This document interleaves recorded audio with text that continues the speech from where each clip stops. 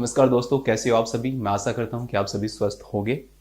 तो आज हम एक इम्पोर्टेंट जो टॉपिक तो नहीं कह सकते, लेकिन जो इम्पोर्टेंट जो क्वेश्चंस हैं उनके बारे में डिस्कस करने जा रहे हैं। And all the questions are NCLEX based. ठीक है, जितने भी क्वेश्चंस हैं वो एनक्लेस का जो पैटर्न होता है उस बेस्ड, उसके ऊपर क्या है, ये सारे बेस्ड हैं। ठीक है, तो उन सब के बारे में हम क्या करते हैं, डिस्कस करते हैं।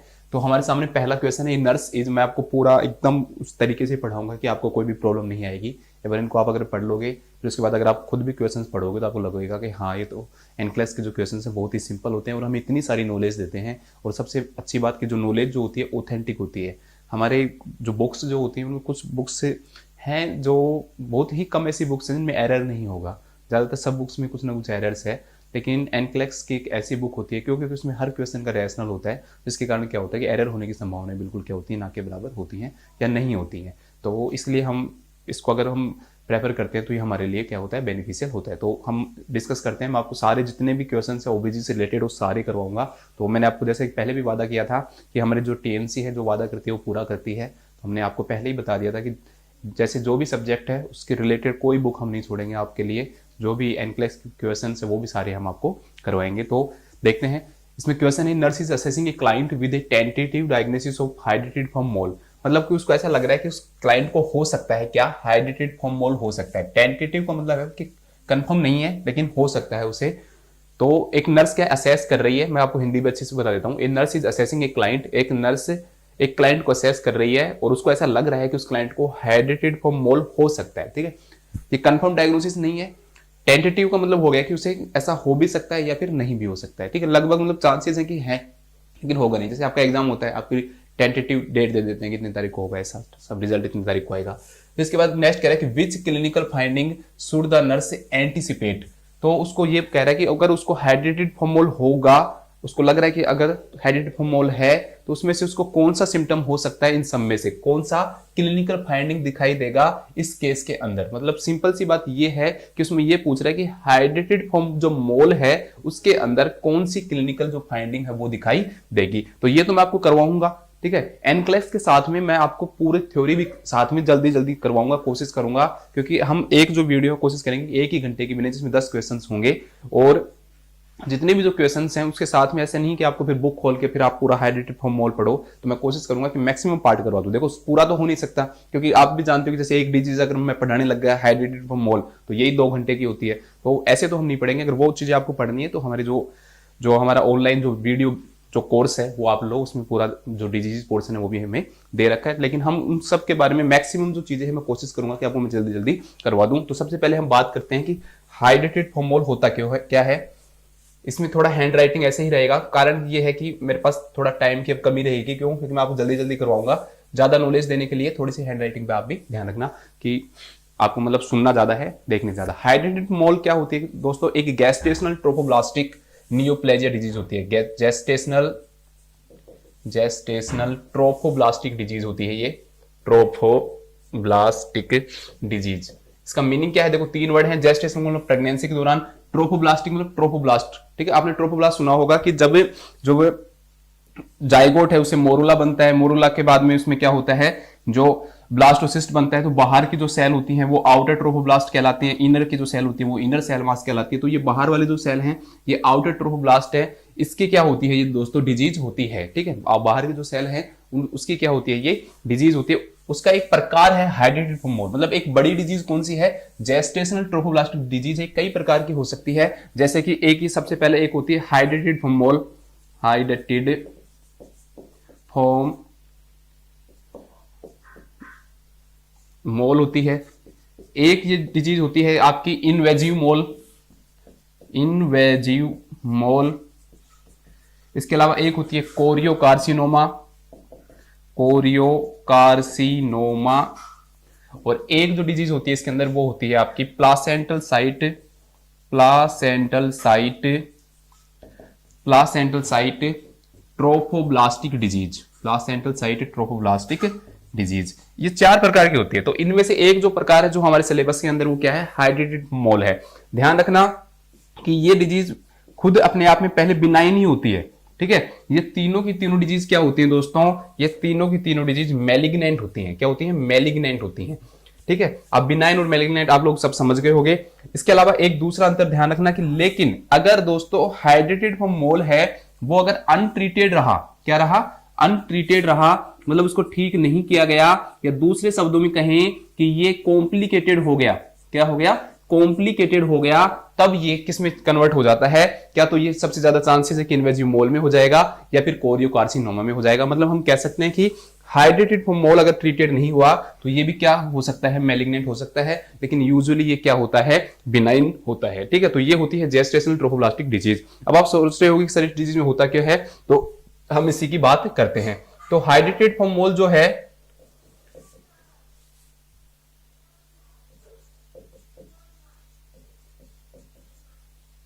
इसमें क्या होता है, ए डिजीज इन विच, आप इसको डेफिनेशन जरूर याद होनी चाहिए क्योंकि कई बार डायरेक्ट एक क्वेश्चन आता है, एक लाइन होती है उसमें पूछता है कि इनमें से कौन सी डिजीज है। ठीक है, तो a disease in which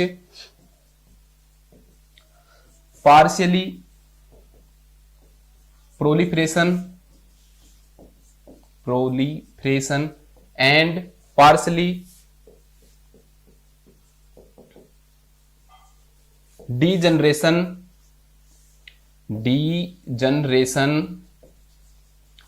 of trophoblast occur। इस डिजीज के अंदर क्या होता है कि थोड़ा सा क्या होगा, पार्शली कुछ कुछ जगह पे प्रोलिफरेशन होगा, मतलब नई नई सेल्स बनेंगी ट्रोफोब्लास्ट के अंदर, और कुछ सेल्स की क्या होती रहती है, डेथ होती रहती है। ठीक है, यूजुअली नॉर्मल प्लासेंटा के अंदर ऐसा कभी नहीं होता है, नॉर्मल प्लासेंटा के अंदर ऐसा नहीं होता कि भाई ज्यादातर डेथ होती रहेगी और पार्शली प्रोलिफरेशन, वहां पर प्रोलिफरेशन होता है ज्यादा, फिर रुक जाता है। लेकिन यहाँ क्या है कि प्रोलिफरेशन भी होता रहेगा और साथ में प्रोलिफरेशन के साथ साथ में क्या होता रहेगा, डीजनरेशन भी होता रहेगा। तो उस डिजीज को हम किस नाम से जानते हैं दोस्तों, हाइड्रेटेड फॉर्म मोल डिजीज के नाम से जानते हैं। ध्यान रखना, हाइड्रेटेड फॉर्म मोल को हम इनवेजिव मोल, सॉरी वेसिकुलर मोल, इनवेजिव नहीं, वेसिकुलर मोल, या फिर इसे हम मोलर प्रेगनेंसी भी कहते हैं। अगर आपके क्वेश्चन में आए कि मोलर प्रेगनेंसी या फिर, तो भी आपको कंफ्यूज नहीं हो रहा है, वेसिकुलर मोल है तो भी। और अगर ज्यादातर हमारे सिंपल अगर क्वेश्चन आता है तो सिर्फ सीधी डेफिनेशन आती है कि हाइड्रेटेड फॉर्म मोल इज, फिर इसमें आएगा partially proliferation and partially degeneration of the trophoblast. ठीक है, ट्रोफोब्लास्ट मैंने आपको बता दिया, आउट जो सेल मास जो होता है उसका आउटर, जो जब शुरू में जब बेबी का डेवलपमेंट होता है, मोरुला से ब्लास्टोमियर बनता है, ब्लास्टो, तो उस टाइम क्या होता है कि बाहर वाली जो लेयर होती है वो क्या कहलाती है, आपकी ट्रोफोब्लास्ट कहलाती है, और अंदर वाली इनर सेल मास कहलाती है। ठीक है, तो इसके अंदर क्या होने लग जाता है, ये कुछ जगह से नई नई बनने लग जाती है और कुछ जगह से टूटने लग जाती है। तो इसे ही हम किस नाम से जानते हैं, हाइड्रेटेड फॉर्म मोल के नाम से जानते हैं। इसके कारण क्या है जल्दी से मैं आपको बता देता हूं। इसके जो अगर आप कोजेज की बात करो तो इसके दो कोजेज होते हैं, एक है मोनोस्पर्मी और एक होता है डाईस्पर्मी। मेन कोज बता रहा हूं, मोनोस्पर्मी में क्या होता है दोस्तों, एक स्पर्म होता है, एक एग होता है जो कि एम्प्टी होता है। एम्प्टी का मतलब हम जानते हैं कि एग के अंदर 23X क्रोमोसोम होते हैं, स्पर्म के अंदर क्या तो 23X होंगे या फिर 23Y क्रोमोसोम होंगे, लेकिन यहां पर एग के अंदर क्रोमोसोम नहीं होंगे। ये दोनों सेल मिलेंगी तो जो मदर के जो गुण है वो तो होंगे ही नहीं। मदर के कैरेक्टरिस्टिक कहां से आएंगे जब इसके अंदर क्या नहीं है, क्रोमोसोम है नहीं, होने चाहिए 23X लेकिन है नहीं। ठीक है, तो इसके कारण जो सेल बनेगी उसमें सिर्फ और सिर्फ जितने भी उसके अंदर वापस अगर माइटोसिस होता है, आगे जो डिवीजन होता है, तो सिर्फ कौन से गुण रहेंगे, पिता के गुण रहेंगे, सिर्फ पैटर्नल कैरेक्टरिस्टिक्स पाए जाएंगे। ठीक है, तो ऐसे ही सेल आगे जाके किस में कन्वर्ट हो जाती है, हाइड्रेटेड फॉर्म मोल में कन्वर्ट हो जाती है। इसका नाम हाइड्रेटेड फॉर्म मोल क्यों पड़ा था, ये मैंने वीडियो क्लास में आपको बता रखा है। ठीक है, इसके बाद है दूसरा है डाईस्पर्मी। डाईस्पर्मी का मतलब क्या होता है दोस्तों, कि ज्यादातर हम जानते हैं कि पॉलीस्पर्मी को जोना पेरिस्टिडा क्या कर देती है, प्रिवेंट कर देती है। एक जैसे ही स्पर्म एंटर करता है फिर उसके बाद में कोई स्पर्म एंटर नहीं कर पाता है। लेकिन कुछ केसेस में अंदर क्या हो जाता है कि अगर दो स्पर्म इसके अंदर एंटर कर गए दोस्तों, तो यहां पर दो स्पर्म अंदर चले जाते हैं, जिसके कारण क्या होती है, एक ऐसी सेल बनती है जिसके अंदर जो क्रोमोसोम के जो नंबर है वो क्या तो 69XXX होंगे या फिर 69XXY होंगे या फिर 69XYY होंगे। ठीक है, तो ये अब देखो नॉर्मल हम जानते हैं हमारे सेल के अंदर कितने क्रोमोसोम होते हैं, 46 होते हैं, लेकिन यहां पर कितने क्रोमोसोम हैं, 69 क्रोमोसोम हैं। अगर ऐसी सेल बन गई तो इसका डेवलपमेंट होना तो संभव हो ही नहीं सकता, आपको सबको पता ही है। तो इस ऐसी सेल भी किस में कन्वर्ट हो जाती है आगे जाके, जो हाइड्रेटेड फॉर्म जो मोल है उसके अंदर क्या होती है, कन्वर्ट होती है। तो इस प्रकार को हम बोलते हैं डाईस्पर्मी। मोनोस्पर्मी मतलब आप ये मत समझना कि एक स्पर्म होता है, सर वो तो सब में एक स्पर्म होता है। यहां पर मोनोस्पर्मी मतलब ये है कि स्पर्म तो एक ही होता है लेकिन एग के अंदर क्या नहीं होते, क्रोमोसोम नहीं होते, तो उसके कारण हो जाता है। जल्दी सी क्लिनिकल मैनिफेस्टेशन बता देता हूं, फिर हम हमारे क्वेश्चन पे आएंगे। क्योंकि इससे बहुत सारे क्वेश्चंस आते हैं और लगभग मैंने जो आप क्वेश्चंस जो आते हैं वो सारे इसमें बता दिए हैं। क्लिनिकल मैनिफेस्टेशन के अंदर दोस्तों जो ब्लीडिंग होती है ज्यादातर वो पेनलेस स्लाइट वेजाइनल ब्लीडिंग होती है। 90% केस के अंदर ये ब्लीडिंग पाई जाती है, ठीक है, 90% केस के अंदर ये ब्लीडिंग पाई जाती है। पेनलेस स्लाइट वेजाइनल जो ब्लीडिंग है वो 90% केस के अंदर क्या होती है, प्रेजेंट होती है। दूसरा दोस्तों इसके अंदर क्या होता है कि जो ट्रोफोब्लास्ट की जो सेल्स हैं उसके अंदर छोटे छोटे वेसिकल्स बन जाते हैं, ठीक है, छोटे छोटे क्या बन जाते हैं, वेसिकल्स बन जाती हैं ये ट्रोफोब्लास्ट सेल। और इन वेसिकल्स के अंदर क्या होता है दोस्तों, जो फ्लूइड है वो भर जाता है, व्हाइट कलर का फ्लूइड भर जाता है। और साथ में क्या होती है, मैंने आपको बताया थोड़ी सी क्या होती है, ब्लीडिंग भी होती है, साथ में थोड़ी सी क्या होती है, ब्लीडिंग होती है। तो जब ये बाहर की तरफ आता है तो कैसा आता है, ब्लड के अंदर व्हाइट व्हाइट कलर क्या आता है, मिक्स आता है, ब्लड और उसके साथ में व्हाइट कलर मिक्स। ये सेल जो होती है ट्रोफोब्लास्ट की उनके अंदर व्हाइट कलर भरा हुआ रहता है, वो फूटती हैं, वो टूटती हैं, उनका ब्रेकडाउन होता है, टीयर होती हैं, तो वो क्या होती हैं, उसमें से जो फ्लूइड है व्हाइट कलर का वो बाहर आता है और साथ में क्या आता है, इसके अंदर ब्लड आता है। तो इसे एक अपीयरेंस कहते हैं, ये ध्यान रखना, इसको हम कहते हैं white current in red current juice,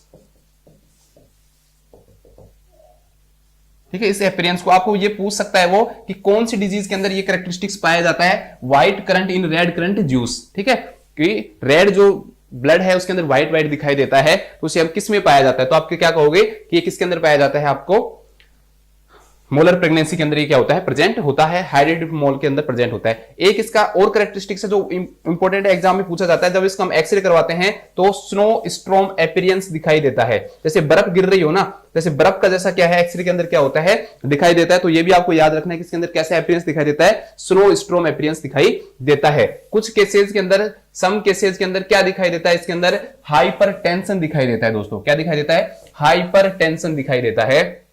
इसके अलावा क्या होता है, इसके अलावा दोस्तों इसके अंदर क्या होता है कि अगर कंप्लीट मोल हो गया, मतलब पूरी तरह से अगर मोल क्या हो गया, चेंज हो गया, तो उस कंडीशन के अंदर एब्डोमिनल एनलार्जमेंट दिखाई देता है, ठीक है। एब्डोमेन का क्या हो जाता है, एनलार्जमेंट हो जाता है, एब्डोमिनल एनलार्जमेंट। एब्डोमिनल एनलार्जमेंट में क्या होता है दोस्तों, इसके अंदर दिखाई देता है, ठीक है। तो ये आपको मैंने मेन चीजें सभी जो हाइड्रेटेड मोल के वो बता दी हैं। अब हम अपने क्वेश्चन के ऊपर आते हैं। इतनी सारी चीजें आपको कभी भी नहीं पता लगेगी किसी भी वीडियो में, लेकिन हम कोशिश कर रहे हैं कि आपको ज्यादा से ज्यादा कंटेंट दे पाएं। देखो सबसे पहला इसके अंदर दे रखा है कि हमें पता लगाना है कि हाइड्रेटेड मोल में कौन कौन सी क्लिनिकल फाइंडिंग जो है वो प्रेजेंट होती हैं। तो सबसे पहले इसके अंदर दे रखा है कि हाइपोटेंशन, सबसे पहले इसमें क्या दे रखा है, हाइपोटेंशन दे रखा है। मैंने आपको अभी बताया है दोस्तों कि हाइपोटेंशन कभी भी प्रेजेंट नहीं होगा, कुछ केसेस के अंदर हाइपरटेंशन जरूर पाया जा सकता है। हाइपरटेंशन में भी प्रेजेंट, सब में नहीं होता लेकिन में भी प्रेजेंट, तो हाइपोटेंशन तो बिल्कुल ही नहीं है, तो ये बिल्कुल क्या हो गया, खत्म हो गया। दूसरा देखा डिक्रीज्ड फीटल हार्ट रेट, ध्यान रखना मैंने आपको बताया है कि जब बेबी बन ही नहीं रहा, बेबी अगर बन भी गया तो वो कभी भी जीवित नहीं रहता है, तो ऐसे ध्यान रखना इसके अंदर हमेशा बेबी क्या रहता है, डेड बेबी रहता है। और जब डेड बेबी होगा तो ऐसे बेबी के अंदर फीटल हार्ट रेट कभी भी क्या नहीं रहेगी, प्रेजेंट नहीं रहेगी। दोस्तों ध्यान रखना कि अगर इनकम्प्लीट मोल है तो उसमें कुछ फीटल पार्ट जरूर प्रेजेंट हो सकते हैं। इनकम्प्लीट मतलब पूरा मोल नहीं है, दो प्रकार का होता है, कंप्लीट इनकम्प्लीट, वो आप वीडियो में अच्छी तरह से देख सकते हो। तो इसमें क्या होता है, कुछ सम पार्ट्स प्रेजेंट हो सकते हैं लेकिन फीटल हार्ट रेट तो इसमें भी नहीं रहेगी, ठीक है। सम पार्ट्स में भी present but fetal heart rate absent, fetal heart rate बिल्कुल भी इसमें नहीं रहेगी, ठीक है। कंप्लीट मोल में तो दोनों ही चीजें नहीं रहेंगी, पार्ट्स भी नहीं रहेगा, फीटल हार्ट रेट भी नहीं रहेगा, सारे ट्रोफोब्लास्ट रहेंगी, कोई पार्ट बनेगा ही नहीं। तो डिक्रीज्ड फीटल हार्ट रेट, तो ये तो बिल्कुल गलत हो गया क्योंकि डिक्रीज तो होती नहीं है, या अगर यहां पर होता एब्सेंट तो हम इसके बारे में सोच सकते थे, इसलिए ये भी हमारा क्या हो गया, गलत हो गया। इसके बाद नेक्स्ट से पहले हम ये वाला देखते हैं, पेनलेस, बिल्कुल सही है, पेनलेस ब्लीडिंग होती है। दूसरा वेजिनल ब्लीडिंग होती है, लेकिन यहां पर लिख रखा है हैवी, और मैंने आपको अभी बताया है कि जो ब्लीडिंग जो होती है वो हैवी न होकर कैसी ब्लीडिंग होती है दोस्तों, स्लाइट ब्लीडिंग होती है। कैसी ब्लीडिंग होती है, स्लाइट ब्लीडिंग होती है। अगर यहां पे स्लाइट होता तो बिल्कुल ठीक होता। तो अब हमारे पास तीन ऑप्शन क्या हो गए, गलत हो गए। अब हम देखते हैं कि चौथा तो गलत नहीं है, कहीं कोई कौन सा आंसर आ रहा है, तो इसमें देखते हैं अनयूजुअल यूटेराइन एनलार्जमेंट, बिल्कुल सही है। मैंने आपको कहा है कि इसके अंदर क्या हो सकता है, यूटेराइन जो एनलार्जमेंट है वो क्या हो सकता है, प्रेजेंट हो सकता है कंप्लीट मोल में। तो मोलर प्रेगनेंसी का एक टाइप होता है कंप्लीट मोल, या ऐसे मान लो कि मोलर प्रेगनेंसी के अंदर एब्डोमिनल जो एनलार्जमेंट है वो क्या हो सकता है, प्रेजेंट हो सकता है। मेनली कंप्लीट मोल में प्रेजेंट होता है, ठीक है। तो यूटेराइन जो एनलार्जमेंट है वो प्रेजेंट होता है। तो अभी तक एक ही ऐसा सिम्टम है जो बिल्कुल करेक्ट है, हाइपोटेंशन नहीं होकर हाइपरटेंशन होगा, डिक्रीज नहीं होकर एब्सेंट होगा, पेनलेस रहेगा बिल्कुल ठीक है, लेकिन हैवी नहीं होकर स्लाइट वेजाइनल ब्लीडिंग होगी, और जो ठीक है। और एक और फीचर ध्यान रखने में, ग्रेप्स लाइक वेसिकल्स, इसके अंदर आपको मैंने जब सब चीजें ही करवा दी तो ये चीज भी आप एक बार देख लो, कहीं मान लो इसी से क्वेश्चन आ जाए। जब मैंने आपको जो क्लिनिकल मैनिफेस्टेशन लिखाए हैं, तो ये जो ट्रोफोब्लास्ट है ये बाहर की तरफ कई बार निकल के आ जाती हैं वेजाइना के थ्रू, वेजाइनल इंट्रोइटस के बाहर आ जाती हैं, और ट्रोफोब्लास्ट में मैंने आपको कहा कि व्हाइट कलर का फ्लूइड भरा हुआ रहता है, तो उनको क्या कहते हैं, ग्रेप्स लाइक वेसिकल्स कहते हैं।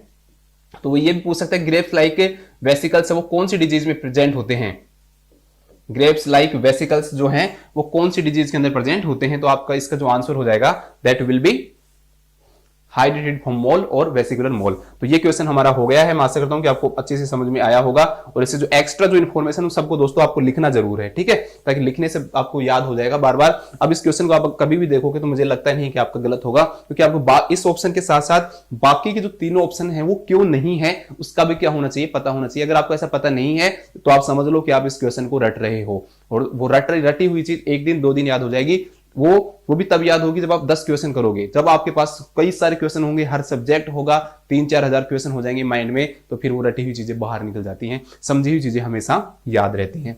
तो अब नेक्स्ट हम फिर देखते हैं आगे। अब हमारे सामने सेकंड क्वेश्चन है।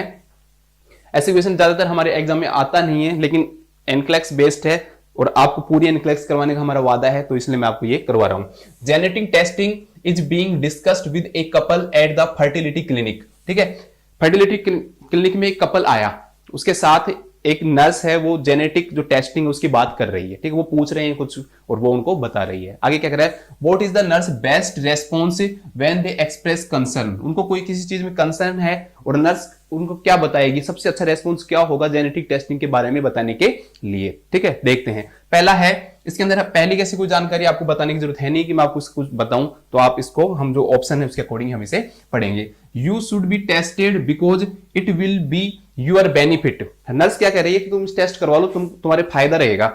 ऐसी चीजें नर्स को कभी नहीं कहनी चाहिए। क्यों? उनको फायदा रहेगा नुकसान रहेगा, ये मत बताओ कि फायदा रहेगा या नुकसान रहेगा, उनको बताओ कि क्या फायदा रहेगा, मतलब उस चीज के बारे में बताना है। ये मत बताओ कि आपको फायदा रहेगा आप करवा लो। ये चीजें खुद क्या करता है, कपल डिसाइड करता है। ठीक है, should be decided by couple. आप चाहो तो साइड साइड में आप भी लिख लिया करो मेरी तरह कि ये ऑप्शन क्यों नहीं आया। Should be decided by couple. वैसे आपको इसकी जो भी पीडीएफ है वो आपको इस साइट पे आपकी जो ऐप है जो टीएनसी की, उस पर मिल जाएगी, आप वैसे भी पढ़ सकते हो। लेकिन मैं ये मानता हूं, मेरा पर्सनल ये व्यू है कि आप जो खुद का लिखा हुआ रहता है ना वो हमेशा याद रहता है।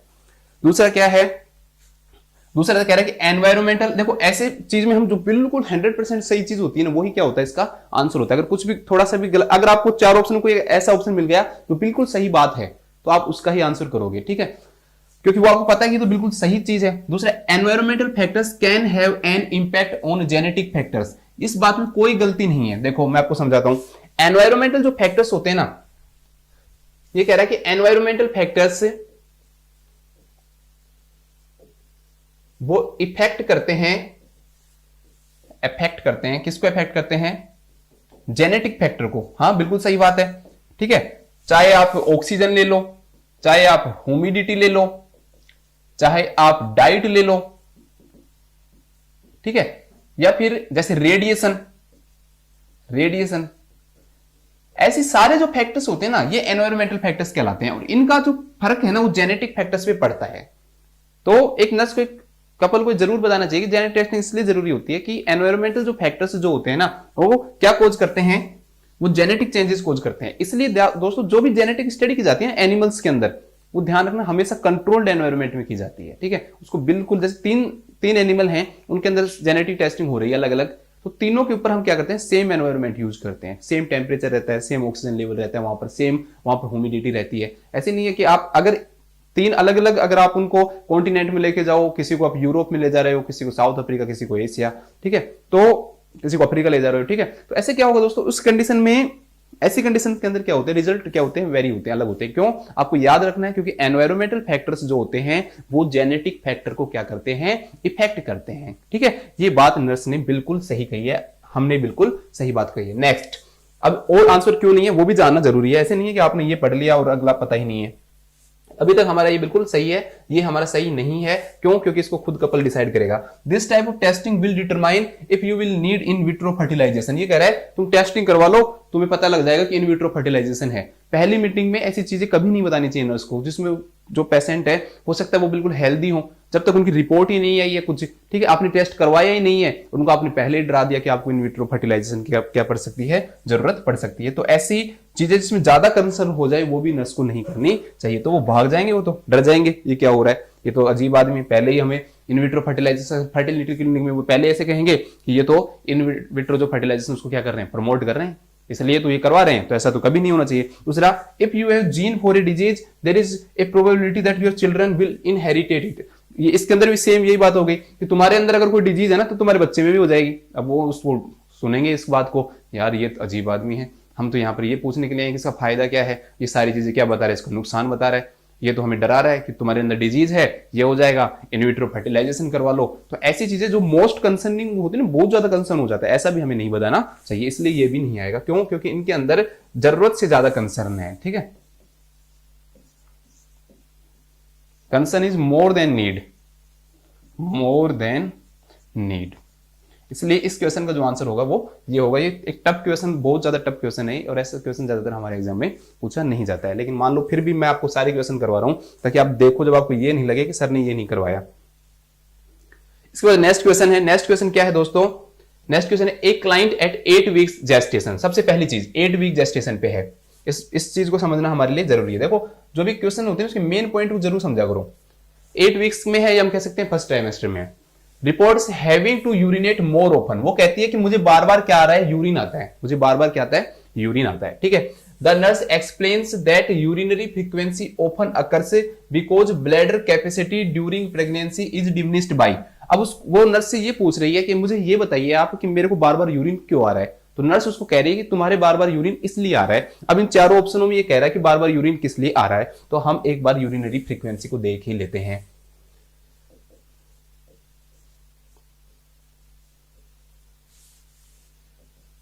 सबसे पहली बात तो सुनो, यूरिनरी फ्रीक्वेंसी जो होता है एक प्रीजम्पटिव साइन होता है, ठीक है। कैसा साइन होता है?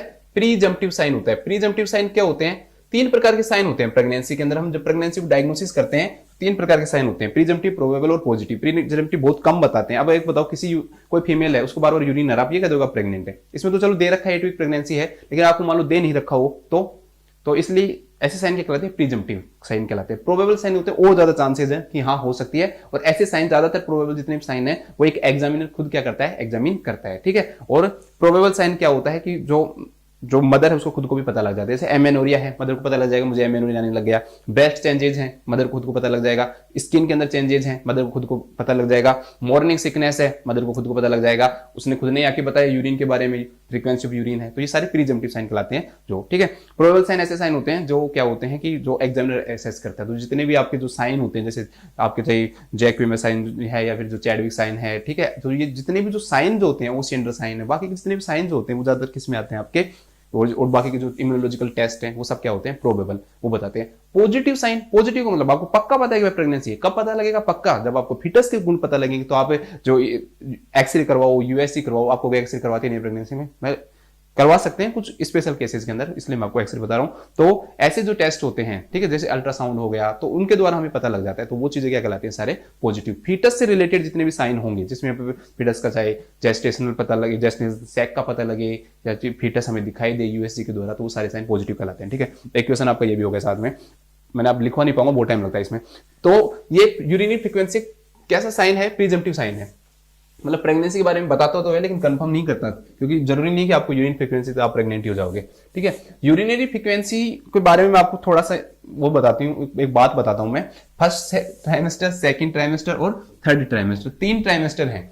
फर्स्ट ट्राइमेस्टर के अंदर यूरिनरी फ्रीक्वेंसी प्रेजेंट होती है, ध्यान रखना, बार बार यूरिन आता है, ठीक है। सेकंड ट्राइमेस्टर में नहीं आता, याद रखना, सेकंड ट्राइमेस्टर में नहीं आता, और थर्ड ट्राइमेस्टर में फिर से आ जाता है। लेकिन कारण जानना जरूरी है कि फर्स्ट ट्राइमेस्टर में क्यों आता है, सेकंड में क्यों नहीं आता, और थर्ड में क्यों आ जाता है। फर्स्ट ट्राइमेस्टर के अंदर क्या होता है दोस्तों कि जो यूट्रस होता है ना वो इस पोजीशन के अंदर होता है, और यूट्रस का एनलार्जमेंट होने लग जाता है। यूट्रस का एनलार्जमेंट होने के कारण यूट्रस जो होता है वो क्या करता है, यूट्रस ब्लैडर के ऊपर, ठीक है, this one is uterus and this one is bladder. तो यूट्रस क्या करता है, ब्लैडर के ऊपर प्रेशर कोज करता है। यूट्रस क्या करता है, ब्लैडर के ऊपर क्या करता है दोस्तों, प्रेशर कोज करता है। ठीक है, यूट्रस एक बार मैं देख लेता हूँ आपको दिखाई भी दे रहा है कि नहीं दिखाई दे रहा है ये।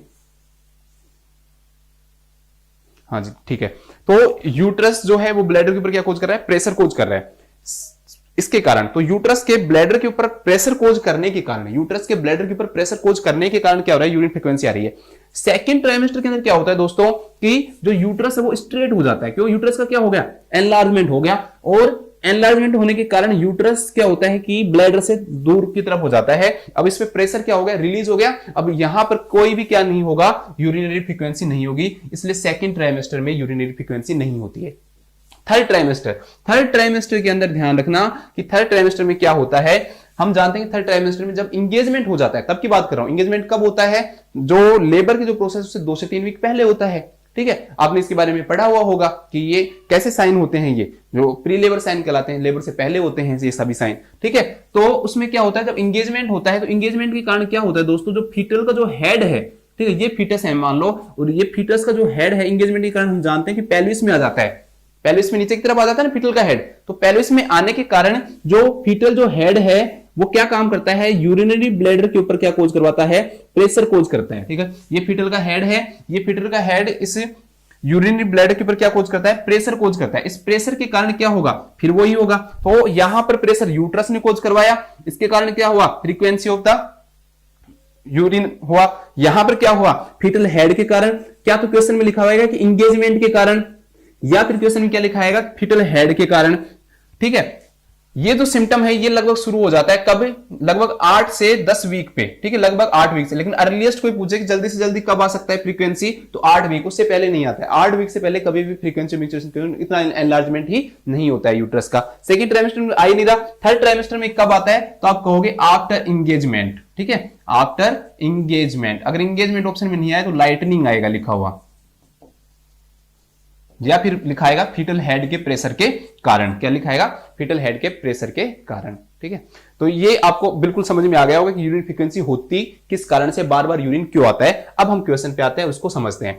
अब इसमें क्वेश्चन में पहली बात दे दी 8 वीक। अब 8 वीक से आप क्या समझे दोस्तों कि फर्स्ट ट्राइमेस्टर में, और फर्स्ट ट्राइमेस्टर में हमने अभी देखा है, अभी हमने क्या देखा है कि इसका जो कोज होता है वो क्या होता है कि यूट्रस जो होता है वो ब्लैडर के ऊपर प्रेशर लगाता है। यूट्रस ब्लैडर के ऊपर क्या लगाता है, प्रेशर लगाता है, जिसके कारण होता है ये।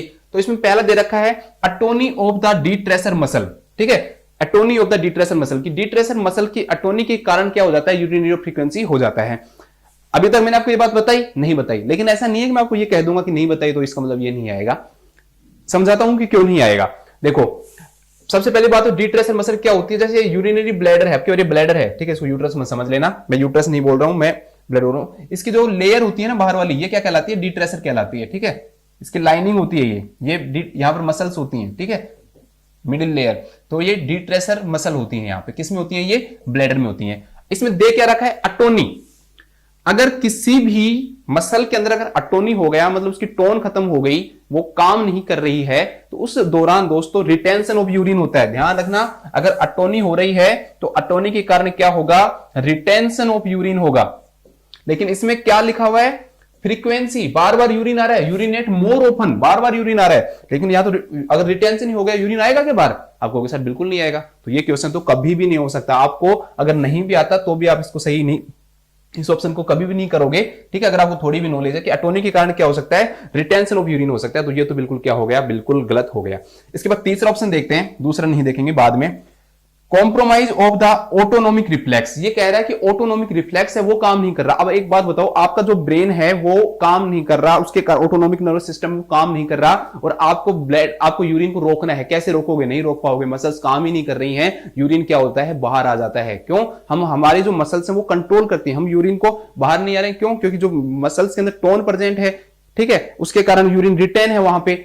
हमारी जब इच्छा होती है, जब हम क्या करते हैं, यूरिनेट करते हैं। लेकिन जो इच्छा जो है उसका मतलब क्या है, ऑटोनोमिक नर्वस सिस्टम। अब इच्छा का कुछ लेना देना ही नहीं है। क्यों, ऑटोनोमिक नर्वस सिस्टम में क्या हो गई है, प्रॉब्लम हो गई है, कॉम्प्रोमाइज हो गया है। अगर ऑटोनोमिक नर्वस सिस्टम कॉम्प्रोमाइज हो गया है दोस्तों, तो यूरिन क्या होगा, बाहर हो जाएगा, यूरिन बाहर हो जाएगा। तो आपको ध्यान रखना इस कंडीशन के अंदर। अब अगर MSN भी पढ़ते हो, मेडिकल सर्जिकल नर्सिंग पढ़ते हो, उसमें भी आपको ध्यान रखना है कि अगर ऑटोनोमिक नर्वस सिस्टम में कोई भी प्रॉब्लम होती है तो उसके कारण इनकॉन्टिनेंस ऑफ यूरिन होता है।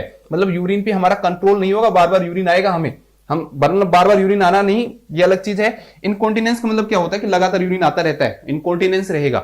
यूरिन पे क्या नहीं रहता है, बिल्कुल भी कंट्रोल नहीं रहता है। वो ये नहीं कहे कि मुझे बार बार यूरिन आ रहा है, उसका कंट्रोल तो है, वो करें कंट्रोल है, ठीक है। ऐसे नहीं है कि वो बेड पे कर देगी, ठीक है। ये इनकॉन्टिनेंस ऑफ यूरिन में क्या होता है कि यूरिन का बिल्कुल कंट्रोल नहीं होता, कहीं भी करेगा वो, क्यों? क्योंकि उसका बॉडी कंट्रोल ही नहीं है, यूरिन वो कहीं भी कर सकता है। लेकिन वो ये नहीं कह रहे इस क्वेश्चन में, वो कह रहे कि फ्रीक्वेंसी ऑफ यूरिन है, मुझे बार बार यूरिन आ रहा है, ठीक है। वो ये नहीं कह रहे कि मुझे इनकॉन्टिनेंस है और मैं कंट्रोल नहीं कर पा रही हूं यूरिन पे, इसलिए ये ऑप्शन भी हमारा क्या हो जाएगा, बिल्कुल गलत हो जाएगा। Next, narrowing of the urethral entrance at the trigon. देखो ये ऑप्शन कितना टफ सा लग रहा है, अभी मैं इसको आपको समझाऊंगा।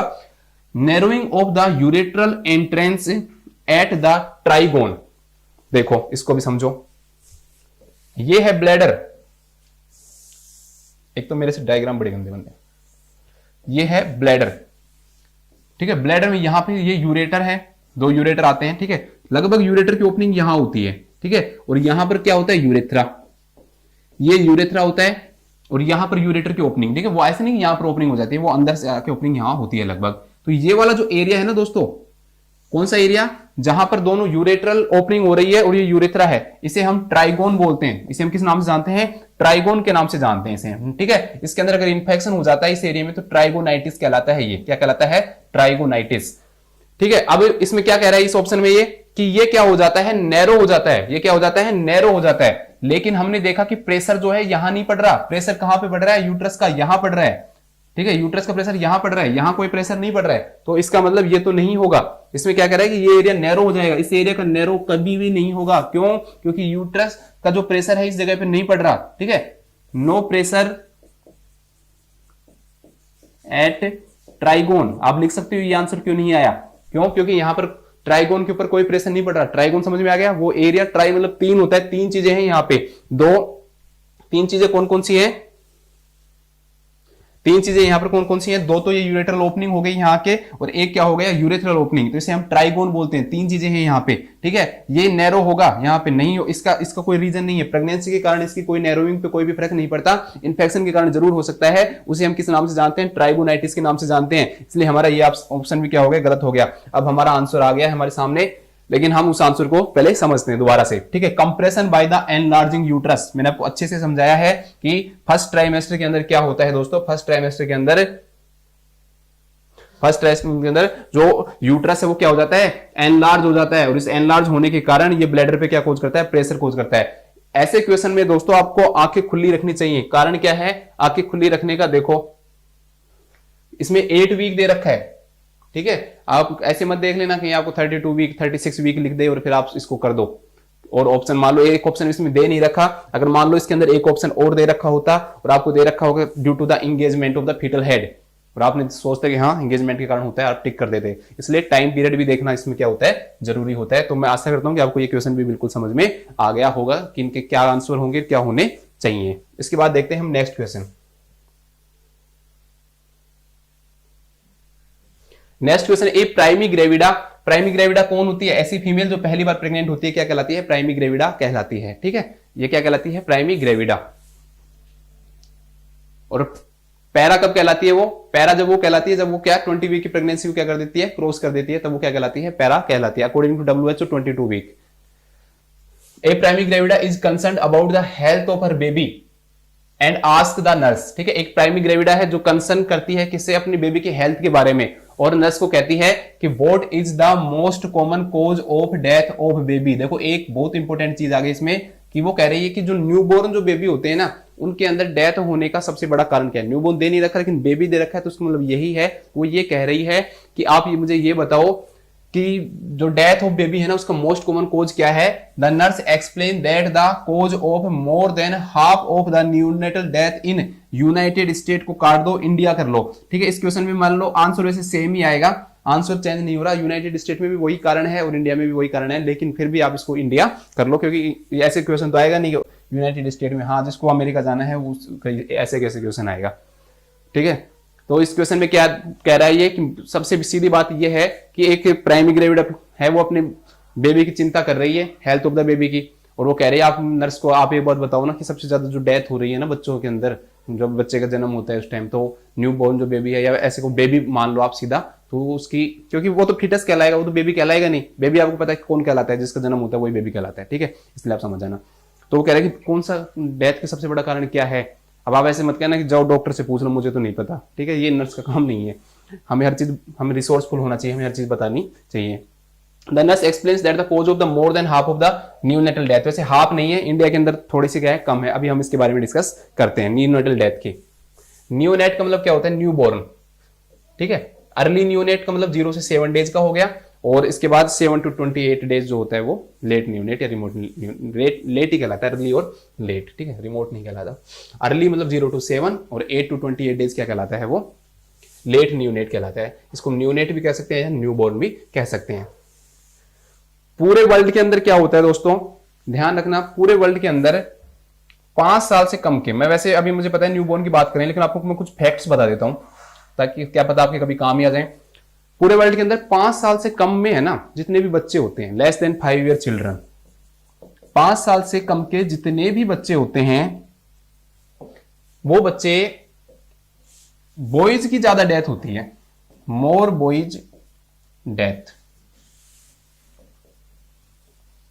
Then girls. लेकिन इंडिया के अंदर उल्टा है, 5 साल से कम के जितने भी बच्चे हैं उनमें गर्ल्स की ज्यादा डेथ होती है, ठीक है, बॉयज से, ये ध्यान रखना। और अगर हम इंडिया की बात करें, हम कह सकते हैं साउथ एशिया, ठीक है, इंडिया तो साउथ एशिया में आता है, तो साउथ एशिया की जितनी भी कंट्रीज हैं उनमें ज्यादातर गर्ल्स की ज्यादा डेथ होती है बॉयज से। और पूरे वर्ल्ड में ध्यान रखना किसकी ज्यादा डेथ होती है, 5 साल से जितने कम के बच्चे होते हैं ना उनमें लड़के ज्यादा मरते हैं पूरे वर्ल्ड में लड़कियों से। और इंडिया में के अंदर क्या होती है, 5 साल से कम की गर्ल्स की ज्यादा डेथ होती है एज कंपेयर टू बॉयज, ठीक है, पहला फैक्ट।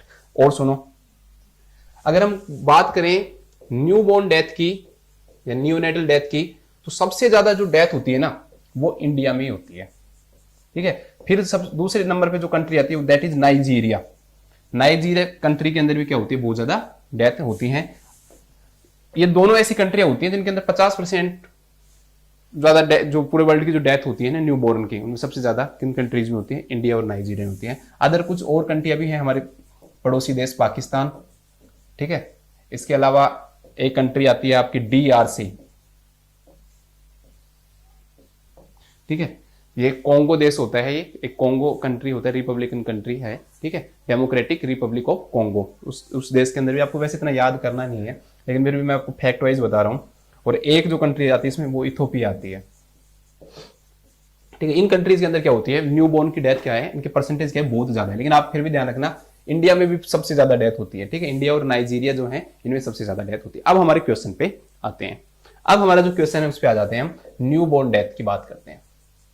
अगर हम न्यू बॉर्न डेथ की बात करें दोस्तों, तो सबसे बड़ा जो कोज जो होता है ना दैट इज प्री मैच्योरिटी। अगर प्री मैच्योरिटी ऑप्शन में नहीं आया तो क्या आएगा, प्री टर्म बर्थ आएगा। ध्यान रखना, प्री टर्म बर्थ जो होता है ना वो सबसे बड़ा कोज होता है। लगभग 35% जो डेथ जो होती है ना इंडिया के अंदर न्यू बॉर्न की 28 दिन तक, उनमें सबसे ज्यादा किन की डेथ होती है, जिन बच्चों के अंदर प्री मैच्योरिटी या फिर क्या होता है दोस्तों, प्री टर्म बर्थ होता है, ठीक है, प्री टर्म बर्थ होता है। इसके बाद में दूसरा जो कारण होता है that is neonatal infection. Neonatal infection मैं इंडिया का बता रहा हूं, ध्यान रखना। और ये एक रिपोर्ट आई थी किसकी, यूनिसेफ की, उसके अकॉर्डिंग है ये, ठीक है। न्यूनेटल इन्फेक्शन 33% है। अगर इन्फेक्शन हो गया न्यूनेट के अंदर तो दूसरा कारण है न्यूबॉर्न के अंदर डेथ का।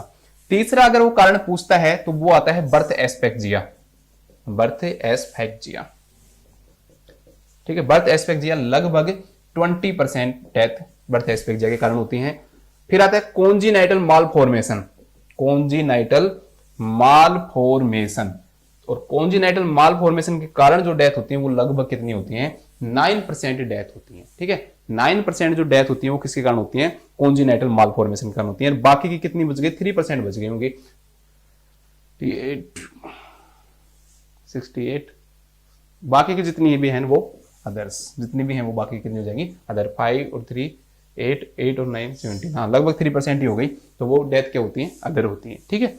तो ये हो गया। अब हमारे पास क्वेश्चन का आंसर आ गया कि सबसे बड़ा कोज क्या है, तो आप खुद ही बता दोगे। वैसे यूनाइटेड स्टेट में भी सबसे बड़ा और पूरे वर्ल्ड के अंदर भी सबसे बड़ा कोज यही होता है, लेकिन इंडिया में नियोनेटल इन्फेक्शन बिल्कुल इसके क्या है, करीब है। 2020 के अंदर ये रिपोर्ट आई थी, अभी लेटेस्ट कोई रिपोर्ट ऐसी आई नहीं है। चलो देखते हैं, इसमें दे रखा है कि कौन है सबसे एटीलैक्टेसिस।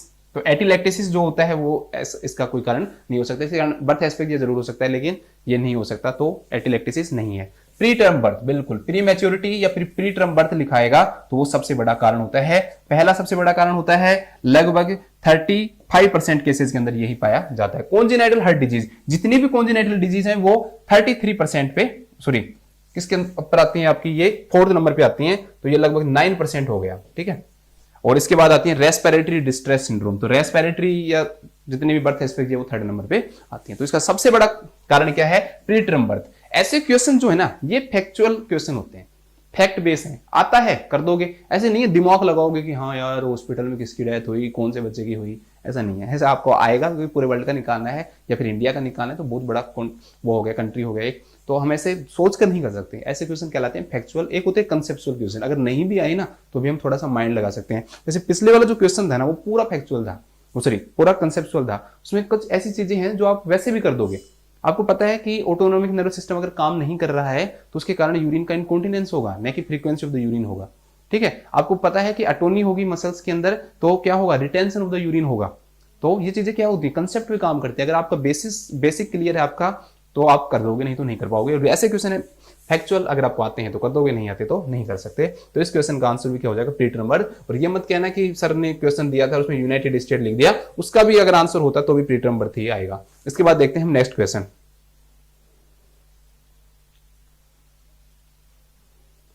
नेक्स्ट क्वेश्चन, एक client admitted with pre eclampsia is receiving magnesium sulphate. ठीक है, पहली बात तो क्या है, प्री एक्लेम्सिया है, और फिर दूसरा क्या है, इसके अंदर मैग्नीशियम सल्फेट दे रहे हैं। Which assessment indicates that a therapeutic level of the medication has been reached? तो इस क्वेश्चन में मैग्नीशियम सल्फेट बताऊंगा आपको अच्छी तरह से, और अगला कोई क्वेश्चन इससे रिलेटेड आएगा तो वहां पर मैं आपको प्री एक्लेम्सिया एक्लेम्सिया करवाऊंगा, क्योंकि दोनों चीजें एक साथ करवाना बहुत टफ हो जाता है, क्योंकि मुझे काफी सारी नॉलेज आपको देनी है इस क्वेश्चन में।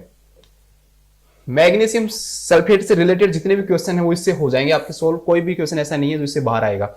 MgSO4 ध्यान रखना, पहली बात सेंट्रल एक्टिंग ड्रग है, एक बार एग्जाम में क्वेश्चन पूछा जा चुका है, ठीक है। सेंट्रल एक्टिंग क्या है, ये ड्रग है, मतलब कि सेंट्रल नर्वस सिस्टम के ऊपर काम करती है। कैसे काम करती है, उनकी वेसल्स को क्या कर देती है, ये डायलेट करती है। कैसे करती है, डायलेट करती है, वेसल्स को कर देती है डायलेट, जिससे ब्लड सप्लाई क्या हो जाती है, इंक्रीज हो जाती है। ब्लड सप्लाई क्या हो जाती है, इंक्रीज हो जाती है। तो सेरिब्रल जो एनोक्सिया है ना, उसके कारण से, अगर सेरिब्रल एनिक्सिया के कारण से क्या आ रहे हैं, सीजर आ रहे हैं, तो वो क्या हो जाते हैं, ठीक हो जाते हैं।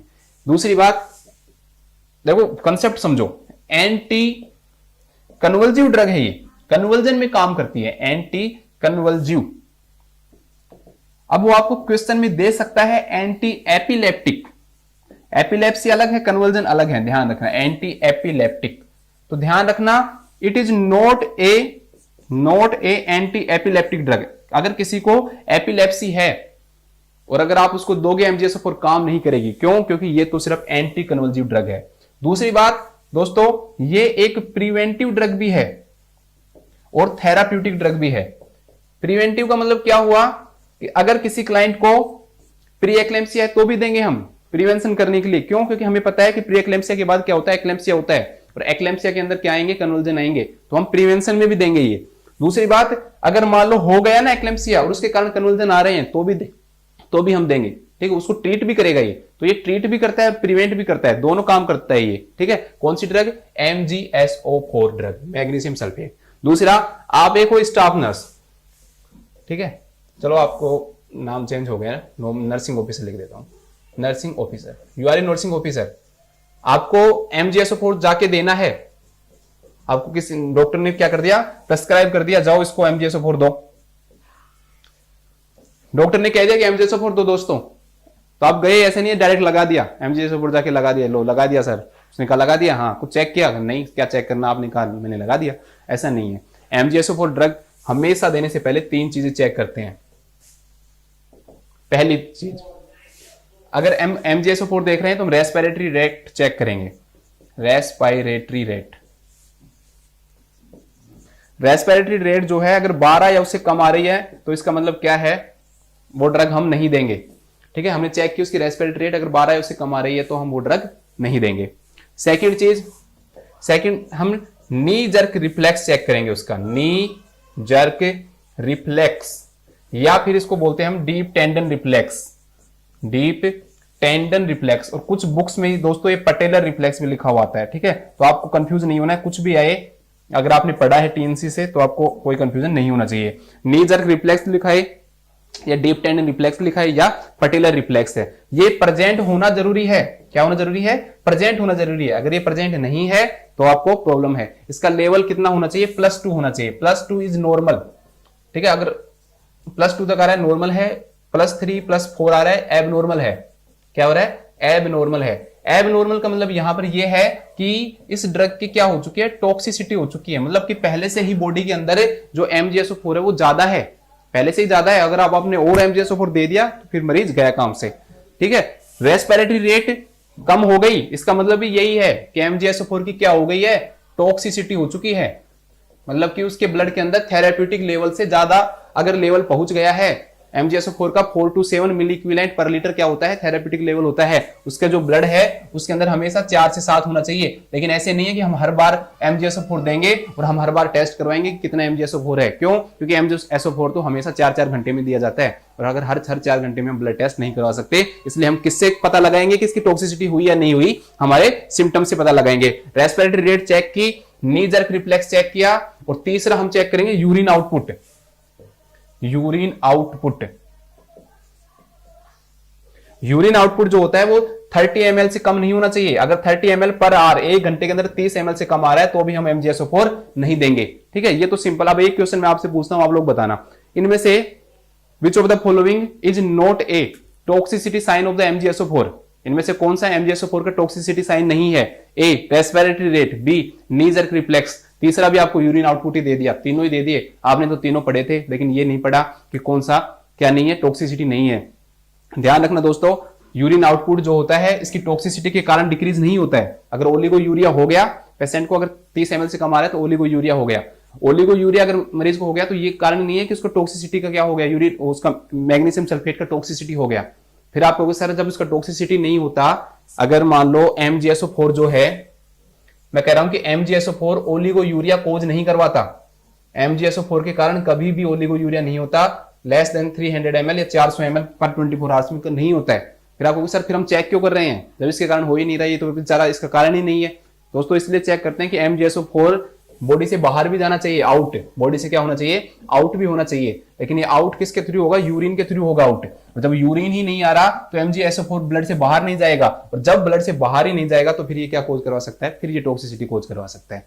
ठीक है, इसलिए। लेकिन ओलिगो यूरिया इसकी टॉक्सिसिटी के कारण नहीं होता, इसकी टॉक्सिसिटी के कारण क्या नहीं होता? ओलिगो यूरिया नहीं होता। ध्यान रखना, ओलिगो यूरिया सिर्फ हम इसलिए चेक करते हैं कि यूरिन से MgSO4 क्या निकले, बॉडी से बाहर निकले, इसलिए चेक करवाते हैं। आपने कई बार सीटी स्कैन करवाया होगा डाई के साथ में, कॉन्ट्रास्ट डाई के साथ में, उससे पहले भी आपसे KFT की रिपोर्ट मांगते हैं, किडनी फंक्शन टेस्ट की। क्यों मांगते हैं? वो ऐसे थोड़ी है कि वो किडनी पे इफेक्ट करती है, वो इसलिए मांगते हैं कि जो कॉन्ट्रास्ट डाई जो इंजेक्ट किए वो बॉडी से क्या निकल जाए? बाहर निकल जाए, उसकी कोई टॉक्सिसिटी उसके कारण न हो। तो ध्यान रखना, ओलिगो यूरिया लिख लो एक लाइन में, ओलिगो यूरिया इज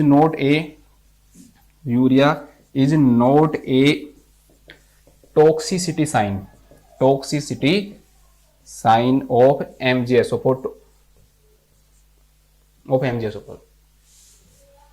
या फिर MgSO4, oliguria is not a symptom of MgSO4 toxicity, ऐसे भी लिखा हो सकता है। ठीक है, इसके बाद में और बता देता हूं MgSO4 के बारे में, थोड़ी सी चीज और बता देता हूं क्योंकि वो जरूरी है आपके लिए। इसके बाद ध्यान रखना कि MgSO4 के क्या क्या क्या होते हैं, उसकी टॉक्सिसिटी के बारे में बात करते हैं। MgSO4 की टॉक्सिसिटी, MgSO4 की दोस्तों टॉक्सिसिटी हो गई तो पहला सिम्टम कौन सा आएगा? ठीक है, फर्स्ट सिम्टम है ये, ध्यान रखना, absence of deep tendon reflex. Direct exam में क्वेश्चन पूछ लेते हैं कि पहला कौन सा आता है, तो absence of deep tendon reflex, deep tendon reflex पहला। दूसरा आता है दोस्तों डाईफोरेसिस। दूसरा क्या आता है? डाईफोरेसिस आता है। डाईफोरेसिस क्या होता है? डाईफोरेसिस एक्सेसिव स्वेटिंग, ज्यादा पसीने आना। थर्ड क्या होता है? Respiratory depression. थर्ड क्या होता है? Respiratory depression. रेस्पिरेटरी रेट 12 से कम हो जाएगी, 12 या 12 से कम क्या हो जाती है? रेस्पिरेटरी रेट हो जाती है तो उससे क्या बोलते हैं, रेस्पिरेटरी डिप्रेशन बोलते हैं। तो ये इसके क्या होते हैं दोस्तों, टॉक्सिसिटी के साइन है। बिल्कुल सीक्वेंस में याद करने ऐसे कैसे कि पहला क्या होगा, डीप टेंडन रिफ्लेक्स होगा, दूसरा डायफोरेसिस होगा, रेस्पिरेटरी डिप्रेशन, ये दोनों तो हमने पढ़े ही है। इसके अलावा डायफोरेसिस भी होगा, लेकिन सीक्वेंस आपको जरूरी याद रखनी है। तो एड्रेनालिन को क्या बोलते हैं, एड्रेनालिन को एडीआर बोलते हैं, नहीं बोलते अगर हॉस्पिटल में काम किया है तो A for absence, D for diaphoresis और आर फॉर रेस्पिरेटरी, ऐसे याद रख सकते हो आप इसको, एडीआर। ठीक है, इसके बाद में ये भी ध्यान रखना, इसकी जो डोज दी जाती है उसके बारे में एक व्यक्ति ने बताया था, जिसको हम बोलते हैं पिच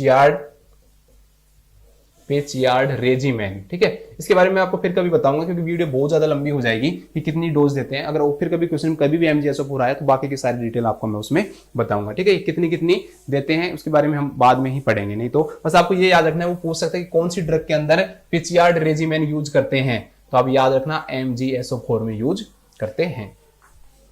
इसके बाद हम देखते हैं, हमारा क्वेश्चन पे आ जाते हैं हम, ज्यादा ही डिटेल हो गई है।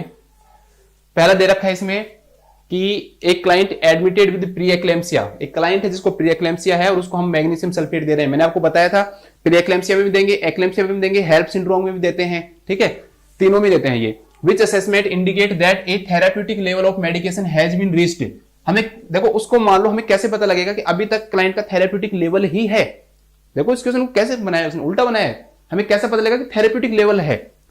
थेराप्यूटिक का मतलब क्या होता है, नॉर्मल लेवल। हमें नॉर्मल चीज ढूंढनी है। कितना लेवल होता है, 4 to 7 milliequivalent per litre. Normal होगा तो कोई ऐसा साइड इफेक्ट नहीं आएगा, कोई भी टॉक्सिसिटी का साइन नहीं आएगा। साइड इफेक्ट या फिर टॉक्सिसिटी का साइन नहीं आना चाहिए इस ऑप्शन में। क्यों, क्योंकि ये पूछ रहा है कि which assessment indicate that therapeutic level, मतलब नॉर्मल बताना है हमें। Therapeutic level of the medication has been reached, कि हमने ड्रग दिया और उसका थेराप्यूटिक लेवल पहुंच चुका है। पहला कह रहा है कि रेस्पिरेटरी रेट ऑफ 12, मैंने आपको पहले ही बताया अगर रेस्पिरेटरी रेट 12 या उससे कम है तो ये क्या चीज कोज करता है, रेस्पिरेटरी डिप्रेशन। और रेस्पिरेटरी डिप्रेशन क्या होता है, टॉक्सिसिटी का साइन होता है। इसका मतलब तो क्या है, ये टॉक्सिसिटी का लेवल है। ये किसका लेवल है, ये टॉक्सिसिटी का, जबकि हमें पूछ कौन सा रहा है, ये थेराप्यूटिक लेवल। दूसरा कह रहा है increased fetal activity. Increase fetal activity पे इससे कोई फर्क नहीं पड़ता है, तो ये हमें थेराप्यूटिक लेवल के बारे में नहीं बताएगा, हमें ये टॉक्सिसिटी के बारे में भी नहीं बताएगा, लेकिन साथ में हमें थेराप्यूटिक लेवल के बारे में भी नहीं बता रहा। लेकिन हमें जानना किसके बारे में है, थेराप्यूटिक लेवल के बारे में जानना है। इंक्रीज फीटल एक्टिविटी हमें न तो ये हमें किसके बारे में बताएगा, टॉक्सिसिटी के बारे में भी नहीं बताएगा, और न ही ये हमें थेराप्यूटिक लेवल के बारे में बताएगा। नहीं, ये हमें थेराप्यूटिक लेवल के बारे में बताएगा। नेक्स्ट है डिक्रीज यूरिन आउटपुट। भाई यूरिन आउटपुट डिक्रीज हो गया तो पक्का अब हमें पता लग गया, क्या पता लग गया कि यूरिन आउटपुट अगर डिक्रीज हो गया है तो इसका मतलब क्या हो गया दोस्तों, ये हमें क्या बताता है कि थेराप्यूटिक लेवल नहीं है। क्यों, क्योंकि यूरिन आउटपुट क्या हो गया, कम हो गया, और हमने पढ़ा है कि हमें तीनों चीजें चेक करनी पड़ती हैं, तो ये भी हमारा क्या हो जाएगा, गलत हो जाएगा। नेक्स्ट है डीप टेंडन रिफ्लेक्स ऑफ +2, बिल्कुल सही आंसर है। मैंने आपको बताया था कि डीप टेंडन जो रिफ्लेक्स है इसमें ओलिगोयूरिया नहीं होना चाहिए। देखो ओलिगोयूरिया नहीं होना चाहिए, लेकिन इसमें दे रखा है कि यूरिन आउटपुट डिक्रीज हो गया, इसका मतलब इसमें क्या है दोस्तों, प्रॉब्लम है। इसमें क्या है, प्रॉब्लम है। क्यों, क्योंकि अगर यूरिन बार नहीं निकला तो MgSO4 का लेवल बढ़ जाएगा, और लेवल कितना बढ़ जाएगा, थेराप्यूटिक लेवल से ज्यादा बढ़ जाएगा। क्यों, क्योंकि यूरिन आउटपुट नहीं हुआ। मैंने बताया कि ओलिगोयूरिया साइन नहीं है टॉक्सिसिटी का, लेकिन ओलिगोयूरिया अगर हो गया तो MgSO4 का लेवल जरूर किस पे पहुंच जाएगा, थेराप्यूटिक लेवल से ज्यादा पहुंच जाएगा। लेकिन ये कह रहा है कि थेराप्यूटिक लेवल पे होना चाहिए, लेकिन अगर यूरिन आउटपुट क्या हुआ, कम हुआ, तो MgSO4 ब्लड से बाहर नहीं निकलेगा। और MgSO4 ब्लड से बाहर नहीं निकलेगा तब क्या होगा दोस्तों, उसका लेवल बढ़ जाएगा। उसके कारण फिर सिम्टम जो आएंगे ना वो रेस्पिरेटरी पे इन पे पड़ेंगे। ठीक है, MgSO4 कभी भी खुद ओलिगोयूरिया नहीं करवाता है, ये ध्यान रखना। लेकिन ओलिगोयूरिया के कारण क्या हो सकता है, थेराप्यूटिक लेवल क्या हो सकता है, नहीं रह सकता, और टॉक्सिसिटी का जो लेवल है वो आ सकता है। Next deep tendon reflex of +2। मैंने आपको कहा था कि +2 जो लेवल है वो बिल्कुल क्या होता है, नॉर्मल होता है। लेकिन अगर +3 या फिर +4 हो तो वो क्या होता है, एबनॉर्मल होता है। इसलिए इस क्वेश्चन का जो आंसर होगा that is deep tendon reflex of +2 हो जाएगा। इसमें पूछ रहा है कि नॉर्मल लेवल कौन सा है, तो थेराप्यूटिक लेवल हम हमेशा चेक करते हैं, रेस्पिरेटरी रेट चेक करते हैं, यूरिन आउटपुट चेक करते हैं, और डीप टेंडन रिफ्लेक्स चेक करते हैं। ये भी हमें एबनॉर्मल मिला, ये भी हमें एबनॉर्मल मिला, इसका कुछ लेना देना ही नहीं है टॉक्सिसिटी से, थेराप्यूटिक लेवल से, लेकिन ये हमें नॉर्मल मिल गया। इसका मतलब डीप टेंडन रिफ्लेक्स नॉर्मल है। अगर डीप टेंडन रिफ्लेक्स क्या होता, ये तो सबसे पहले चेंज होता। अगर MgSO4 की टॉक्सिसिटी होती तो सबसे पहले कौन सा चेंज होता, डीप टेंडन रिफ्लेक्स चेंज होता। लेकिन हमें पता लग गया कि डीप टेंडन रिफ्लेक्स नॉर्मल है, और पहला अगर सिम्टम आता है टॉक्सिसिटी का तो डीप टेंडन रिफ्लेक्स आता है, ये नॉर्मल है। इसका मतलब MgSO4 का लेवल क्या है, नॉर्मल है। ठीक है, तो इससे हम क्या कर सकते हैं दोस्तों, पता लगा सकते हैं। तो इस क्वेश्चन का आ जाएगा answer deep tendon reflex of +2। इस क्वेश्चन में यही पूछ रहा है कि कौन से सिम्टम से हमें पता लग रहा है कि MgSO4 का लेवल जो है वो नॉर्मल है ब्लड के अंदर, टॉक्सिक लेवल नहीं है। इसके बाद देखते हैं हम नेक्स्ट क्वेश्चन।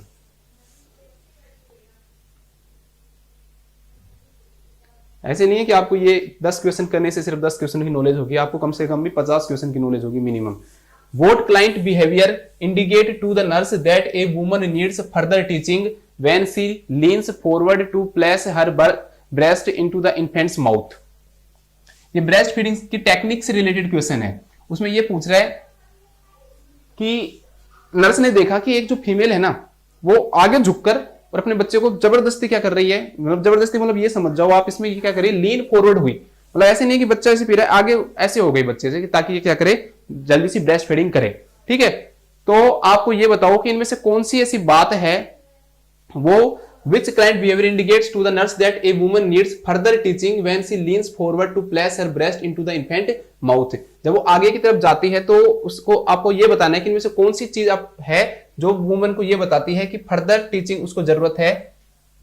मतलब अपने को क्या ढूंढना है, इसमें गलत स्टेटमेंट ढूंढना है। देखो मैं आपको दोबारा से समझाता हूं इसको, आप एक बार सुनो ये क्या कह रहे हैं। What client behavior indicates to the nurse that a woman needs further teaching। इनमें से कौन सा स्टेटमेंट दे रखा है जो कि गलत है। क्यों गलत है? इसलिए उसको क्या चाहिए, ज्यादा नॉलेज चाहिए। ऐसे बहुत सारे क्वेश्चन आएंगे, बहुत सारे ऐसे क्वेश्चन आएंगे जिसमें होगा, तो इसलिए अच्छे से समझो ताकि अगली बार आए तुम आपको इतना डिटेल में नहीं समझो। ऐसे क्वेश्चन में ये होता है कि फर्दर टीचिंग का मतलब क्या होता है। आपको चीज मुझे गलत बताओ तो फिर मैं आपको कहूंगा रुको, ऐसा नहीं है, ऐसा होता है। तो ऐसी चीजों में किसकी जरूरत पड़ती है, फर्दर टीचिंग की जरूरत पड़ती है। ऐसे क्वेश्चन में हमें क्या करना पड़ता है, गलत स्टेटमेंट ढूंढना पड़ता है। कब? When she leans forwards to place her breast into the infant's mouth। तो वो आगे की तरफ आके जब अपने बच्चे को दूध पिला रही है, तो इनमें से कौन सा ऐसा स्टेटमेंट है जो हमें बता रहा है कि जो कि क्या है, गलत है और उसे फर्दर टीचिंग की जरूरत है। पहला केस में when she leans forward, ठीक है, इसमें भी दे रखा है ऐसा क्वेश्चन है, जो क्वेश्चन में भी क्वेश्चन है उसमें भी ऑप्शन भी वही सेम दे रखा है। when she leans forward to place her breast into the infant's mouth। ठीक है, ये चीज नहीं करनी चाहिए, ये चीज कभी भी नहीं करनी चाहिए। किसको? मदर को ये चीज नहीं करनी चाहिए दोस्तों, इसलिए ये स्टेटमेंट गलत है। और अगर मदर ऐसा करती है तो आपको उनको क्या करना चाहिए, टीचिंग करवानी चाहिए। क्या करवानी चाहिए? टीचिंग करवानी चाहिए। ठीक है, अब मैं आपको ये बाद में बताऊंगा कि ये क्यों नहीं करना चाहिए। पहले मैं बाकी के जो स्टेटमेंट है वो क्यों नहीं है वो बताऊंगा, वो सही क्यों है। If she holds the infant level with her breast while in a side line position. अब मदर है और जो बेबी है उनको एक लेवल पे होने चाहिए। ठीक है, मतलब जो बेबी का जो हेड है वो बिल्कुल ब्रेस्ट के लेवल पे होना चाहिए। ऐसे नहीं है कि वो बिल्कुल नीचे से ऐसे कर रहा है, ऊपर से कर रहा है। तो जब मदर साइड लाइन पोजीशन में अगर है, मदर अगर साइड लाइन पोजीशन में है तो बेबी भी बिल्कुल क्या होना चाहिए, उसी लेवल पे होना चाहिए। ये मान लो मदर है, ठीक है, तो बेबी भी इसी लेवल पे होना चाहिए कि बेबी का जो माउथ है वो बिल्कुल ऐसे आए। ठीक है, तो इसी लेवल पे बेबी भी होना चाहिए। तो ये बिल्कुल सही है, ये गलत नहीं है। ऐसा अगर वो कर रही है तो हमें उसको पढ़ाने की कोई जरूरत नहीं है, वो खुद बहुत सारी पढ़ी हुई है, उसको सब पता है कि हाँ साइड लाइन पोजीशन के अंदर रहना है और इन्फेंट को उसी लेवल पे रखना है जिस पे ब्रेस्ट रहता है। ब्रेस्ट और इन्फेंट सेम लेवल पे होना चाहिए बिल्कुल। ऐसे नहीं है कि बेबी को परेशानी हो, ऐसे ऊपर करके गर्दन उसकी खींच रही हो। ठीक है, ऐसा नहीं होना चाहिए। तो ये बिल्कुल सही है, ऐसे स्टेटमेंट में कोई फर्दर टीचिंग की जरूरत नहीं है। If she touches her nipple to the infant's cheek at the beginning of the feeding. ठीक है, ठीक है, मतलब हमेशा ऐसा करना चाहिए। ठीक है, जो बेबी है ना उसके क्या तो फिंगर से चिक को ऐसा करना चाहिए या फिर ब्रेस्ट के जो निपल उससे टच करवाना चाहिए चिक को। आपको सर इससे क्या फर्क पड़ता है? इससे बहुत फर्क पड़ता है। इससे क्या फर्क पड़ता है कि जो बेबी है ना वो रेडी हो जाता है, उसको पता लग जाता है हर बार कि हाँ अब आ रहा है। तो उसका जो रिफ्लेक्स जो है ना, रूटिंग रिफ्लेक्स है, वो क्या करता है, अच्छे से काम करता है। तो ये बिल्कुल सही है, ऐसा करना चाहिए कि उसको उसके निपल या उसको फिंगर के द्वारा क्या करवाना चाहिए, टच करवाना चाहिए। नेक्स्ट क्या कह रहा है, ठीक है, ये इंप्रूव करता है, किसको इंप्रूव करता है, लैचिंग को इंप्रूव करता है। लैचिंग मतलब जो जुड़ता है ना बेबी का माउथ, जो जुड़ता है उससे, वो कहलाता है। ठीक है, तो ये रिफ्लेक्स को और लैचिंग को क्या करता है, वो करता है। ठीक है, इसके बाद next, when she puts her finger to the infant's mouth to break the suction after the feeding.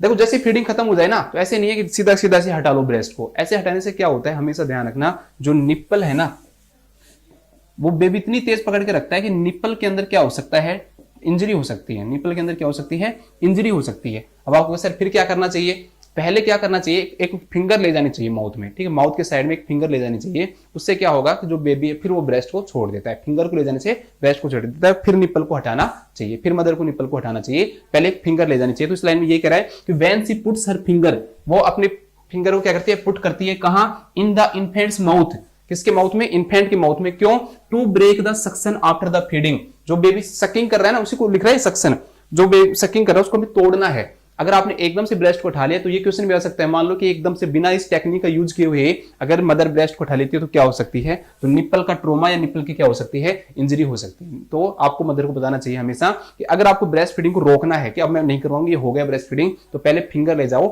Mouth के अंदर, बेबी के माउथ के अंदर, और फिर उसको रोक, फिर वो अपने आप क्या कर देता है, निप्पल को छोड़ देता है, फिर निप्पल को हटा लो, तो उससे क्या होगी, निप्पल की इंजरी नहीं होगी। तो ये तीनों स्टेटमेंट बिल्कुल सही है, ऐसा करना चाहिए। इसमें क्या करा है, when she leans forward to place, इसका मतलब एक वर्ड में मैं आपको बताऊं ना, अगर सिंपल सा कि लीन्स फॉरवर्ड मतलब आगे की तरफ झुकती है और अपने ब्रेस्ट को इन्फेंट के माउथ में दे देती है।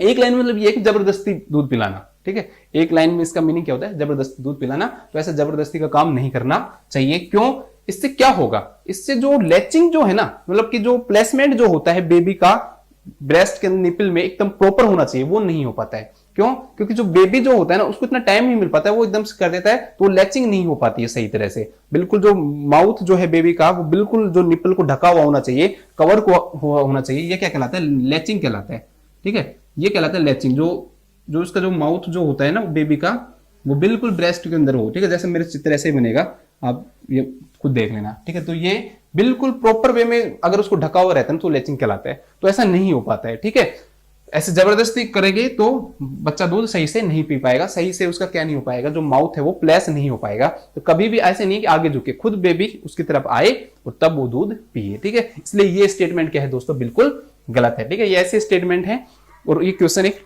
टफ क्वेश्चन मानूंगा मैं इसे, ठीक है, क्योंकि इसकी लैंग्वेज बहुत हार्ड है। देखो कितने कितने दो इसमें सेंटेंस दे रखे हैं, तो ये तीनों सही है, ये बिल्कुल गलत है।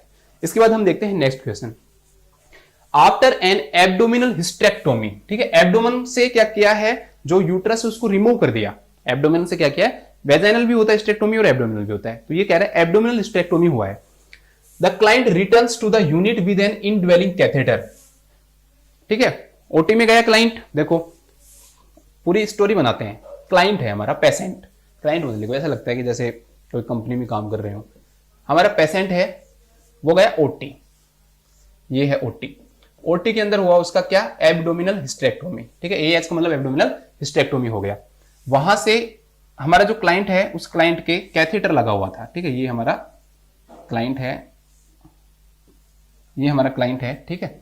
इसके क्या लगा हुआ था, कैथेटर लगा हुआ था। जब ये हमारे वार्ड में आया, यूनिट के अंदर हमारे वार्ड में आया, तो ये क्या है, यूरिन बैग है, ये यूरिन बैग, यूरिन बैग। अब देखो क्या कह रहा है, कलर चेंज कर लेता हूं, ग्रीन कलर थोड़ा कम दिखता होगा।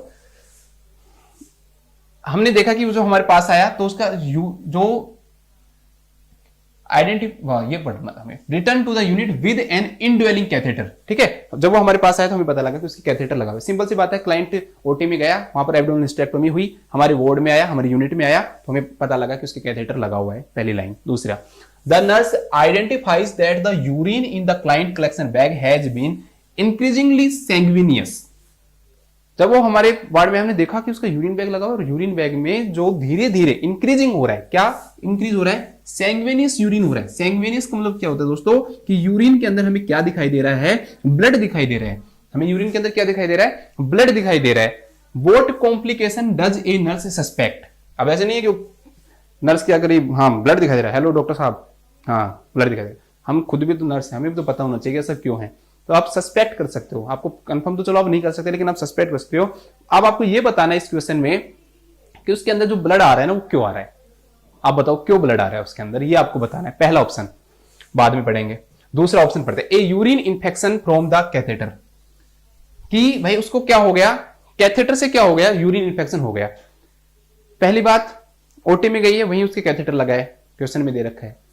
ऐसे तो है नहीं कि वहीं इंफेक्शन हो गया, कैथेटर लगाते ही यहां आ गया। ऐसे इंफेक्शन से दोस्तों ब्लीडिंग होने में, किससे, इंफेक्शन से ब्लीडिंग होने में टाइम लगता है। क्या लगता है, टाइम लगता है। वो सीधा ओटी से आई है, वहां पर कैथेटर लग के आया है, और वो टाइम कम से कम वीक लगता है, 1 वीक का टाइम लगता है कम से कम, ठीक है, कि आपको कैथेटर से पहले इन्फेक्शन होगा, फिर वो इन्फेक्शन बढ़ेगा, फिर ब्लीडिंग होगा। ऐसे नहीं कि वो कैथेटर लगा और उसको इन्फेक्शन हो गया। इतनी जल्दी कभी इन्फेक्शन होता है? इन्फेक्शन कभी भी इतनी जल्दी नहीं होता। क्यों? क्योंकि कुछ ही माइक्रो ऑर्गेनिज्म बॉडी में एंटर करते हैं, फिर वो धीरे धीरे बढ़ते हैं, फिर वो कोलोनाइजेशन करते हैं और कॉलोनी बनाते हैं, फिर वो उस जो टारगेट जो एरिया है उसके ऊपर वो करवाते हैं, ठीक है, कोज करते हैं इन्फेक्शन, तब जाके होता है। लेकिन ये तो क्या कर रहा है, वहां पर लग के आया और यूरिन इन्फेक्शन भी हो गया उसको कैथेटर से, तो इतनी जल्दी यूरिन इन्फेक्शन तो हो जाएगा, लेकिन उस यूरिन इन्फेक्शन के कारण इतनी जल्दी ब्लड नहीं आ सकता कभी भी। तो ये तो आपका ऑप्शन हो गया गलत। देखो ये कंसेप्चुअल क्वेश्चन है, आप थोड़ा सा माइंड में लगाओ ना तो हो जाते हैं। उसको डिसएमिनेटेड इंट्रावेस्कुलर कोगुलोपैथी है, ठीक है, ये एक डिजीज है, कोगुलेशन में इसको प्रॉब्लम हो रही है। लेकिन दोस्तों ऐसी अगर प्रॉब्लम होगी ना तो उसके कैथेटर से ब्लीडिंग क्यों हो रही है? डिसएमिनेटेड इंट्रावेस्कुलर कोगुलोपैथी, अगर कोगुलेशन नहीं हो रहा तो जहां जहां अब उसका कट भी लगा होगा, इंसिजन लगा होगा जहां पर एब्डोमेन से, अब जहां इंसिजन लगा है वहां पर भी ब्लीडिंग होनी चाहिए। क्यों? क्योंकि डिजीज उसको ऐसी हो रही है कि कोगुलेशन नहीं हो पा रहा। लेकिन यहां पर हमने उसने क्वेश्चन में कहीं नहीं बता रखा वहां पर। क्यों? इसके कारण इंसिजन पे भी ब्लीडिंग होती, साथ में इंसिजन पे भी साथ में क्या होती दोस्तों, ब्लीडिंग होती। क्योंकि ये डिसऑर्डर एक कैथेटर का नहीं है, हाँ कैथेटर में भी हो सकती थी, चलो मान लिया, लेकिन इसके कारण मेन ब्लीडिंग कहां दिखाई देती है आपको? इंसिजन पे, जहां कट लगा है ना वहां ब्लीडिंग। क्यों? क्योंकि पूरी बॉडी का डिसऑर्डर है और बॉडी में जहां भी कट लग गया वहां पर ब्लीडिंग नहीं रुक पाएगी, वहां पर ब्लीडिंग चाहिए, यहां होता तो यहां से भी ब्लीडिंग होती। तो लेकिन उसके इंसिजन, हमने पता है हमको इंसिजन हुआ है, एब्डोमिनल हिस्टेक्टोमी में तो इंसिजन हुआ होगा, और इंसिजन हुआ है तो दोस्तों वहां से ब्लीडिंग क्यों नहीं हो रही? हमने देखा वहां से तो ब्लीडिंग नहीं हो रही, सिर्फ हमारे कैथेटर से हो रही है। तो ये तो आंसर नहीं हो सकता। क्यों? क्योंकि इससे अगर ब्लीडिंग होती तो दोनों जगह होती। Next, uterine relaxation with increased bleeding. Uterine relaxation, uterus क्या हो रहा है? Uterine relaxation with increased bleeding, ये ऐसा ऑप्शन है जो अगर आपने अगर थोड़ा 1% भी अगर माइंड है ना तो 100% इस ऑप्शन को नहीं करोगे। क्यों? क्वेश्चन में क्या कर रहा है? एब्डोमिनल हिस्टेरेक्टोमी हुई है। क्या हुआ है? एब्डोमिनल हिस्टेरेक्टोमी हुई है। और इसमें क्या कह रहा है कि यूटेराइन रिलैक्सेशन हो गया, यूट्रस क्या हो गया? रिलैक्स हो गया, जिसके कारण क्या हो रही है? ब्लीडिंग हो रही है। दोस्तों एक बात बताओ, जब उस क्लाइंट का हिस्टेरेक्टोमी ही हो गया, उस क्लाइंट का क्या हो गया? हिस्टेरेक्टोमी ही अगर हो गया तो यूट्रस कहां से आएगा? तो उसके अंदर तो यूट्रस है ही नहीं, नो यूट्रस। तो ये क्वेश्चन तो 100% ये ऑप्शन तो बिल्कुल गलत होगा। अब नेक्स्ट, होता क्यों है? होता क्यों है वो भी हमें समझना जरूरी है। होता दोस्तों ये इसलिए है क्योंकि जब वो सर्जरी कर रहे थे तो सर्जरी करते वक्त उन्होंने यहां पर क्या लगाया था? इंसिजन लगाया था। और इंसिजन गलती से कई बार क्या होता है, जब जैसे सूचरिंग करते रहते हैं या फिर कट लगाते हैं तो गलती से यहां पर ब्लैडर पे क्या हो जाता है? चुभ जाता है वो, और ब्लैडर पे निकिंग हो जाती है, चुभ जाती है, सुई चुभ जाती है, वहां पे नीडल लग जाती है कहीं भी, या कोई भी फोर्सेप लग जाती है।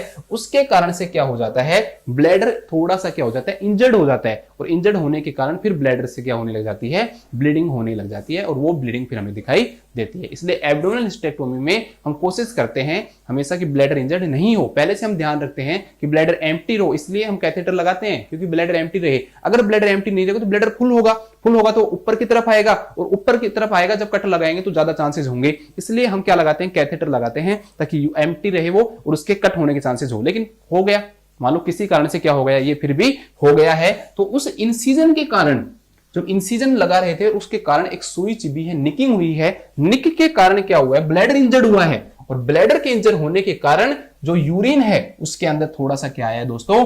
ब्लड आया है। बिल्कुल सही आंसर है, this is the correct answer, an incisional nick in the bladder, this is the correct answer. इसके बाद हम देखते हैं नेक्स्ट क्वेश्चन। नेक्स्ट क्वेश्चन, एक client is diagnosed with uterine fibroid, ठीक है, यूट्रस के अंदर उसके क्या हो रहा है? फिब्रोइड हो रहा है, and the health care provider advises A hysterectomy. उसको हेल्थ केयर प्रोवाइडर ने क्या बताया कि आपके क्या होगी, देखो आपके इतना फिब्रोइड बढ़ गया है कि आपकी हिस्टेरेक्टोमी ही करनी पड़ेगी। उसको क्या करनी पड़ेगी? हिस्टेरेक्टोमी। हिस्टेरेक्टोमी आपको बताने की जरूरत नहीं है क्या है। Hysterectomy is the removal of the uterus. The client expresses concern about having hysterectomy at the age of. अब हमें क्लाइंट की एज भी पता लगे कितनी है, 45 ईयर है, लेकिन उसको क्या हो रहा है? चिंता हो रही है। उसको क्या हो रही है? चिंता हो रही है कि मैं 45 ईयर के ऊपर ये करवा लूं।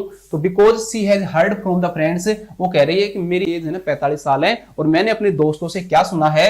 That she will go under severe symptom of menopause. जो मीनोपोज के बहुत सारे जो सिम्टम्स जो आते हैं ना, वो सारे सिम्टम्स मेरे अंदर क्या हुए? आने लग जाएंगे। किस एज पे? 45 ईयर की एज पे।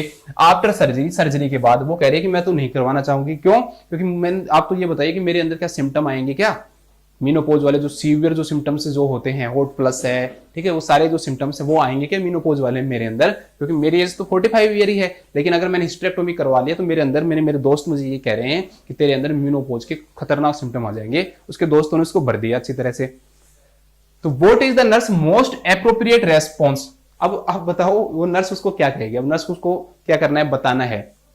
तो हमें करेक्ट जो स्टेटमेंट है ना वो ढूंढना है कि उसको ये बताना है कि भाई क्या फर्क, जो इससे कोई भी जो डिफरेंस है वो होगा या नहीं होगा, मतलब कोई फर्क पड़ेगा या नहीं पड़ेगा। तो वो सब चीजें हमें बतानी। पहले तो आप खुद सोचो कि हिस्टेरेक्टोमी से अगर वो करवाती है तो मीनोपोज के सीवियर सिम्टम्स आएंगे या नहीं आएंगे। अब आपने सोच लिया होगा हाँ या ना, दो ही चीजें होंगी। सबसे पहली बात, नर्स उसको क्या कह रही है, यू आर करेक्ट, तुम बिल्कुल ठीक कह रही हो, but there are medications you can take that will ease these symptoms. लेकिन तुम बिल्कुल ठीक कह रही हो, तुम्हारे अंदर ऐसे सिम्टम आएंगे, लेकिन हम आपको क्या दे देंगे, दवाई दे देंगे और तुम ठीक हो जाओगी। ठीक है, ये करते हैं हम लोग, लेकिन ये बिल्कुल गलत है। क्यों गलत है बाद में बताऊंगा। This sometime occurs in woman of your age. हाँ, ऐसा तुम्हारी एज की वुमेन्स में हो जाता है, but you need not worry about at this time. तुम चिंता मत करो, तुम्हारी एज की वुमन में हो जाता है, लेकिन तुम्हारे ये नहीं होगा, तुम्हारे ये नहीं होगा, तुम ऐसी चिंता मत करो। Perhaps you should talk to your surgeon. Perhaps you should talk to your surgeon because I am not allowed to discuss that with you. ये हम कहते हैं, हम लोगों को ऐसा कहना नहीं चाहिए, लेकिन हम कह देते हैं जब डॉक्टर से बात कर ले, मान तो कौन बेरो, हमें तो नहीं पता इसके बारे में, आप लोग क्या किससे बात करो, डॉक्टर से बात करो, अब सारी चीजें वही बताएगा, हमें नहीं पता, इतनी नॉलेज हमें नहीं है, हम तो नर्स हैं। ठीक है, ये हो गया, ये भी गलत है। अब आप कहोगे सर ये कैसे गलत है, वो मैं बताऊंगा। Some woman may experience symptoms of menopause if their ovaries are removed with their uterus. हाँ, कुछ वुमेन्स हैं वो एक्सपीरियंस करती हैं, लेकिन वो करती हैं जिनकी ओवरीज क्या होती है, रिमूव होती है। This is the correct answer. अब मैं आपको समझाता हूं एक एक करके। पहली बात सुनो, मीनोपोज के जो सिम्टम्स आते हैं वो क्यों आते हैं। मीनोपोज के सिम्टम्स इसलिए आते हैं, सीवियर सिम्टम्स मीनोपोज के कारण, क्यों, क्योंकि उस दौरान क्या होते हैं, ओवरीज के जो फंक्शन है ना वो कम हो जाते हैं। लेकिन वो कब आते हैं, 55 ईयर के बाद आते हैं, पहली बात। दूसरी बात, वो कम हो जाते हैं, एस्ट्रोजन का लेवल क्या हो गया, मान लो दोस्तों कम हो गया, प्रोजेस्टेरोन का लेवल कम हो गया, तो हार्मोन के लेवल कम होने के कारण, ठीक है, मीनोपोज के सिम्टम, आपको अगर ये लाइन पता है ना कि मीनोपोज के सिम्टम क्यों आते हैं, तो आप इस क्वेश्चन को आराम से कर दोगे। वो हार्मोन का लेवल क्या हो जाता है, कम हो जाता है। अब ये भी अगर याद नहीं है ना कौन सा हार्मोन, एस्ट्रोजन हार्मोन कम हो जाता है तो भी कोई दिक्कत नहीं है, लेकिन आपको सिर्फ इतना बताया कि हार्मोन का लेवल क्या हो जाता है, कम हो जाता है, उसके कारण मीनोपोज के सिम्टम्स आते हैं। अब इस क्वेश्चन में ये क्या करवा रहा है, हिस्टेरेक्टोमी करवा रहा है।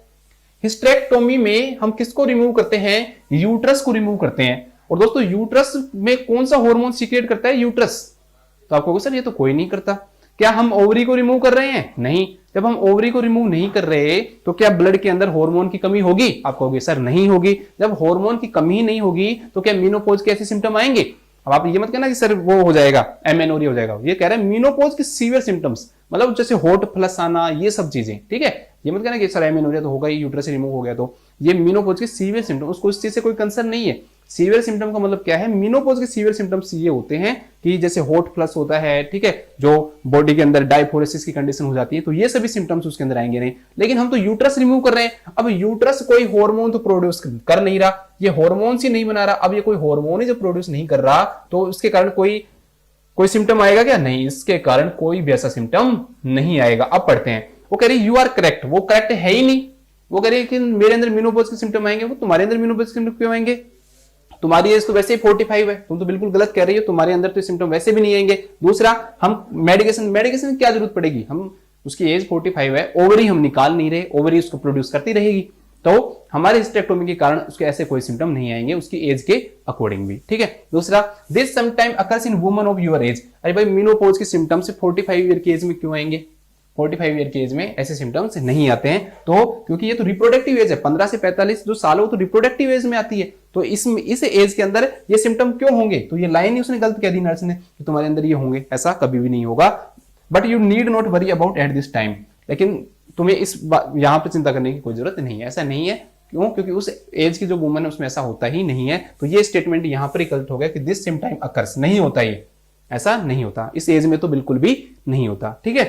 नेक्स्ट दे रखा है perhaps you should talk to your surgeon, ये तो बिल्कुल गलत है। ऐसा तो आप आगे भी कई क्वेश्चन आएंगे, आपको जब खूब सारे क्वेश्चन करोगे ना तो ऐसा माइंड डेवलप हो जाएगा कि कई क्वेश्चन तो आप खुद ही सही कर दोगे। क्यों, क्योंकि ऐसे ऑप्शन दिखेंगे आप समझ जाओगे कि ये तो गलत है, ठीक है। धीरे धीरे जब आपको माइंड इससे डेवलप होता है।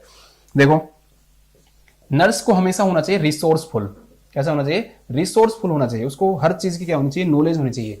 हाँ वो सर्जरी नहीं कर सकती लेकिन बातें तो सारी उसको नॉलेज होनी चाहिए, हम तभी तो एनाटॉमी, फिजियोलॉजी, मेडिकल, सर्जिकल ये सब पढ़ते हैं, तो उसको रिसोर्सफुल होना चाहिए। ऐसा कभी भी नहीं है कि आप जाओ सर्जन से बात करो, ये बिल्कुल क्या है, गलत है, ऐसा नहीं करना चाहिए। अब ये क्या कह रहा है, सम वुमन में एक्सपीरियंस सिम्टम्स ऑफ मेनोपॉज, कुछ वुमन से मेनोपॉज के सिम्टम्स क्या कर सकती हैं, एक्सपीरियंस कर सकती है, लेकिन कब करती हैं, if their ovaries are removed with their uterus, अगर यूट्रस के साथ ओवरी भी रिमूव करेंगे। लेकिन हमारे क्वेश्चन में हमें सिर्फ हिस्टेरेक्टोमी दे रखा है, हिस्टेरेक्टोमी के साथ हमें ओवरेक्टोमी नहीं दे रखा, ओवरीज रिमूव नहीं करवा रहा। बिल्कुल सही कह रही है ये नर्स ने उसको कहा कि हाँ उन वुमेन में होता है जो ओवरी रिमूव करवाती है यूट्रस के साथ, आप तो हिस्टेरेक्टोमी करवा रहे हो, आपके अंदर ऐसा कोई सिम्टम नहीं आएगा, आपकी एज वैसे भी 45 ईयर है, तो आप बिल्कुल मत डरो, बिल्कुल सही स्टेटमेंट है। तो इन सारे स्टेटमेंट के अंदर सिर्फ एक जो ऐसा स्टेटमेंट है जो बिल्कुल करेक्ट है, बाकी की तीनों बातें जो नर्सिंग ऑफिसर है आपके उसने बिल्कुल उसको क्या बताई है, गलत बताई है, गलत बताई है नर्सिंग ऑफिसर ने उसको सारी बातें, ऐसे नहीं बताना चाहिए, ये बात बिल्कुल सही बताई है। इसके बाद हम देखते हैं नेक्स्ट क्वेश्चन।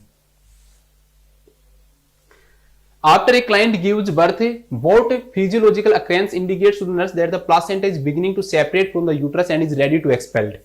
ठीक है, चलो प्लासेंटा सेपरेशन की बात करते हैं।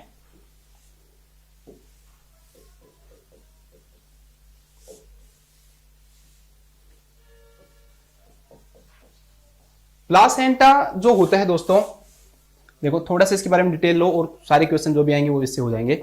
ये प्लासेंटा है, इसकी दो सरफेस होती हैं, एक जो फीटस की तरफ होती है, ये वाली जो सरफेस यहां पे ये दिखाई दे रही है, दिस इज फीटल सरफेस, और एक जो सरफेस होती है जो जुड़ी हुई रहती है यूट्रस से, ये वाली जो सरफेस है, this is called maternal surface, maternal surface.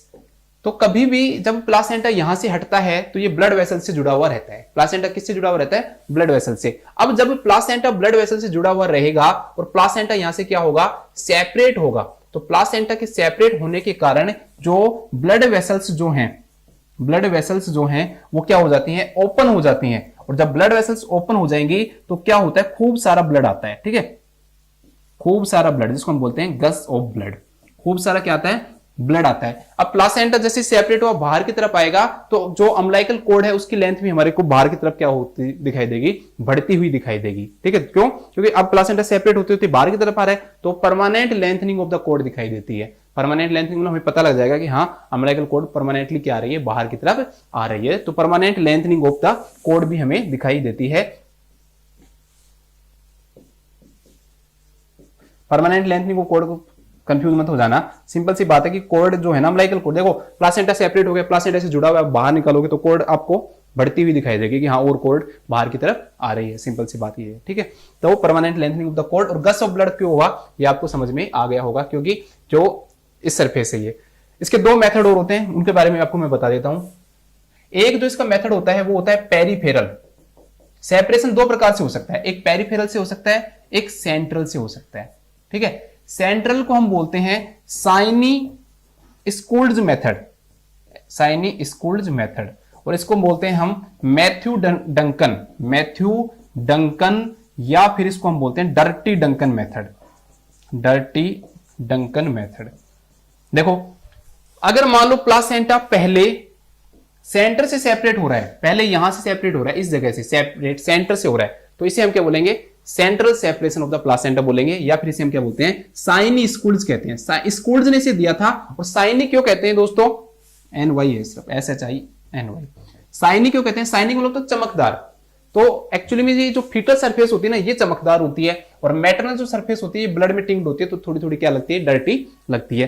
तो अगर सेंट्रल से प्लासेंटा सेपरेट होता है ना यहां से, तो जो प्लासेंटा अपने को सबसे पहले बाहर की तरफ आता हुआ दिखाई देगा ना, वो कौन सा दिखाई देता है, वो हमें साइनी दिखाई देता है, मतलब कि हमें फीटल सरफेस दिखाई देती है। कौन सी सरफेस दिखाई देती है, फीटल सरफेस दिखाई देती है, और फीटल सरफेस हमें ऐसे दिखाई देगा कि हाँ अच्छा प्लासेंटा मतलब जो कॉर्ड लगी रहती है उस वाले वो वाली सरफेस दिखाई देगी जो कि साइनी होती है जब बाहर की तरफ आएगा, ठीक है। लेकिन अगर पेरीफेरल पे से सेपरेट होता है, अगर यहां से मान लो अगर प्लासेंटा क्या हो रहा है, सेपरेट हो रहा है, इस जगह से सेपरेट हो रहा है पेरीफेरल से पहले अगर पेरीफेरल से सेपरेट हो रहा है, तो फिर हमें कौन सा साइड दिखाई देता है, जो दूसरा जो साइड है, ठीक है, ये अम्बिलिकल कॉर्ड मान लो, तो दूसरी जो साइड जो होती है ना वो दिखाई देती है, जो पूरी चारों तरफ से ब्लड से लगी हुई रहती है। ब्लड से लगी हुई चीज कैसी दिखाई देती है, गंदी गंदी दिखाई देती है। तो ये मैथ्यू डंकन ने बताया था, इसलिए इस फॉर्मूले क्या बोलते हैं हम, डर्टी डंकन कहते हैं। इसके अंदर कौन सी सरफेस दिखाई देती है, मैटरनल सरफेस दिखाई देती है।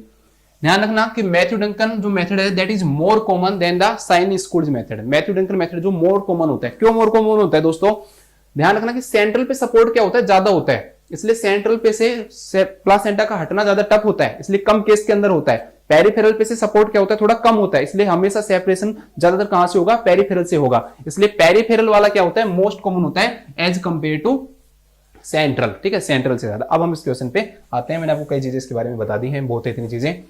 पहला क्या कह रहा है ये कि जैसे ही प्लासेंटा सेपरेट होगा, अब ये कह रहा है कि आपको कैसा पता लगेगा कि जो प्लासेंटा है वो जल्दी ही एक्सपेल्ड होने वाला है, कि प्लासेंटा सेपरेट हो गया है, ये बताना है। कह रहा है कि रिलैक्सेशन ऑफ द यूट्रस, बिल्कुल गलत। अगर प्लासेंटा सेपरेट होने लगता है ना तो प्लासेंटा रिलैक्स नहीं होता, सॉरी यूट्रस रिलैक्स नहीं होता, फिर्म हो जाता है, हार्ड हो जाता है यूट्रस। इसमें क्या दे रखा है कि यूट्रस रिलैक्स हो जाता है, बिल्कुल गलत। प्लासेंटा के सेपरेट होने के कारण वहां पर वैसो कॉन्स्ट्रिक्शन भी होता है, मसल्स के अंदर भी होता है कॉन्ट्रैक्शन। क्यों? कि मसल्स के अंदर कॉन्स्ट्रिक्शन होगा तभी वहां पर क्या होगा, मसल्स के अंदर कॉन्स्ट्रिक्शन होगा तभी तो वहां पर क्या होगी, ब्लीडिंग रुकेगी। ठीक है, आपने पढ़ा होगा कि कई इसकी टेक्निक्स हैं जिनके कारण ब्लीडिंग रुकती है। थ्रोम्बोसिस के कारण रुकती है, एक अपोजिशन के कारण रुकती है। ठीक है, और एक जो इसका कारण होता है वो क्या होता है कि जो लिविंग जो लाइगेचर है ना वो भी इसको क्या करता है, रोकता है। ठीक है, लिविंग लाइगेचर में क्या होता है, मायोमेट्रियम की मिडिल लेयर होती है, वो उतना मत समझो आप अभी। इसके बाद descend of the uterus in the abdomen, कि यूट्रस क्या है वो नीचे की तरफ आ जाएगा, बिल्कुल गलत है। प्लासेंटा के सेपरेट होने के कारण उसकी फिल्म जब होता है ना यूट्रस, तो थोड़ा सा क्या होता है, ऊपर की तरफ उठ जाता है यूट्रस, हल्का सा बिल्कुल लाइटली ऊपर की तरफ उठता है, न कि डिसेंट होगा। यूट्रस की बात कर रहा हूं मैं यहां पे, आप कहीं इसको अम्बिलिकल कॉर्ड समझ के गलत समझ रहे हो। यूट्रस क्या होता है, थोड़ा सा उसके अंदर फिल्म हो जाता है, वो जब सेपरेट होता है थोड़ा सा हल्का सा यूट्रस क्या होता है, ऊपर की तरफ क्या होती है, उसका एनलार्जमेंट होता है, ऊपर की तरफ उठता है वो।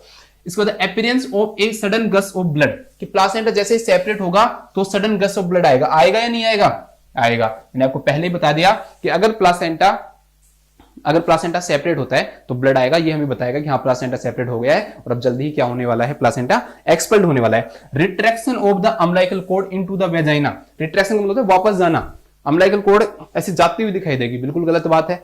अरे भाई प्लासेंटा सेपरेट हुआ है तो बाहर की तरफ आएगी ना, तो ये तो बाहर की तरफ आएगी, प्रोट्रूड होगी, प्रोट्रूड फ्रॉम वेजाइना। या फिर इसको मैंने क्या बताया था आपको, permanent lengthening of the umbilical cord, तो ये ऑप्शन भी बिल्कुल गलत है। तो इस क्वेश्चन का जो आंसर हो जाएगा that will be appearance of sudden gush of blood. अगर आपको ब्लड दिखाई दे रहा है तो आप समझ जाना कि प्लासेंटा क्या हो गया है दोस्तों, सेपरेट हो गया है और जल्दी क्या होने वाला है, ये एक्सपेल्ड होने वाला है। इसके बाद हम देखते हैं next question. Next question, a nurse teaches woman in the fertility clinic that after ovulation has occurred the ovum is thought to remain viable for. ठीक है, एनक्लेस का क्वेश्चन है, इसके जो ऑप्शन है वो थोड़ा सा गलत है हमारे अकॉर्डिंग जो हमने पढ़ा है, लेकिन फिर भी हम इस क्वेश्चन को करेंगे। सिंपल सा समझो, स्पर्म का जो लाइफ स्पान होता है, दो क्वेश्चन यहां से करते हैं, 48 से 72 घंटे होता है, 48 to 72 आवर होता है, और जो ओवम का जो होता है दैट इज 12 to 24 आवर्स, 12 से 24 घंटे होता है। ठीक है, अब इस क्वेश्चन में क्या दे रखा है कि ए nurse teaches woman in the fertility clinic, एक वुमन आती है फर्टिलिटी क्लिनिक में, और फर्टिलिटी क्लिनिक में आके उसको नर्स क्या कर रही है, टीचिंग करवा रही है कि दैट आफ्टर ओवुलेशन, कि तुम्हारे अंदर जैसे ओवुलेशन हो जाएगा, जो ओवम है वो कितने समय के लिए क्या रहेगा, वाइबल रहेगा। तो कह रही है 1 से 6 घंटे वाइबल रहेगा, नहीं 1 से 6 घंटे नहीं रहेगा, 12 से 18 घंटे नहीं, 12 से 24 घंटे होता है, 48 से 72 घंटे ये तो स्पर्म होता है न कि ओवम होता है। तो इसका आंसर यहां पर 24 to 36 आवर है। अगर आपको ऐसे ऑप्शन मिलते हैं ना तो आप इसका आंसर 24 मिनिमम करोगे, 24 to 36 आवर होता है, मिनिमम 24 आवर तो वो वाइबल रहता ही है। लेकिन अगर आपके ऑप्शन में दोस्तों ये होता, अगर ऑप्शन में आपको 12 से 24 घंटे में दिया होता तो ध्यान रखना, अगर इस ऑप्शन में एक और ऑप्शन होता ई, उसमें होता है 12 से 24 घंटे, तो आप इसका आंसर क्या करते, 12 to 24 आवर्स करते। इसके साथ में आप स्पर्म का भी याद रखना कि स्पर्म का लाइफ स्पान क्या है, 48 to 72 आवर्स है। तो ये सारे क्वेश्चन से जो आज हमने पढ़े हैं, और कोई क्वेश्चन नहीं है, 10 क्वेश्चन हमने पढ़ लिए। मैं आशा करता हूं कि आपको इन 10 क्वेश्चन से 50 क्वेश्चन की जितनी नॉलेज होगी। सभी अपना ध्यान रखें, स्वस्थ रहें, खुश रहें। Thank you so much.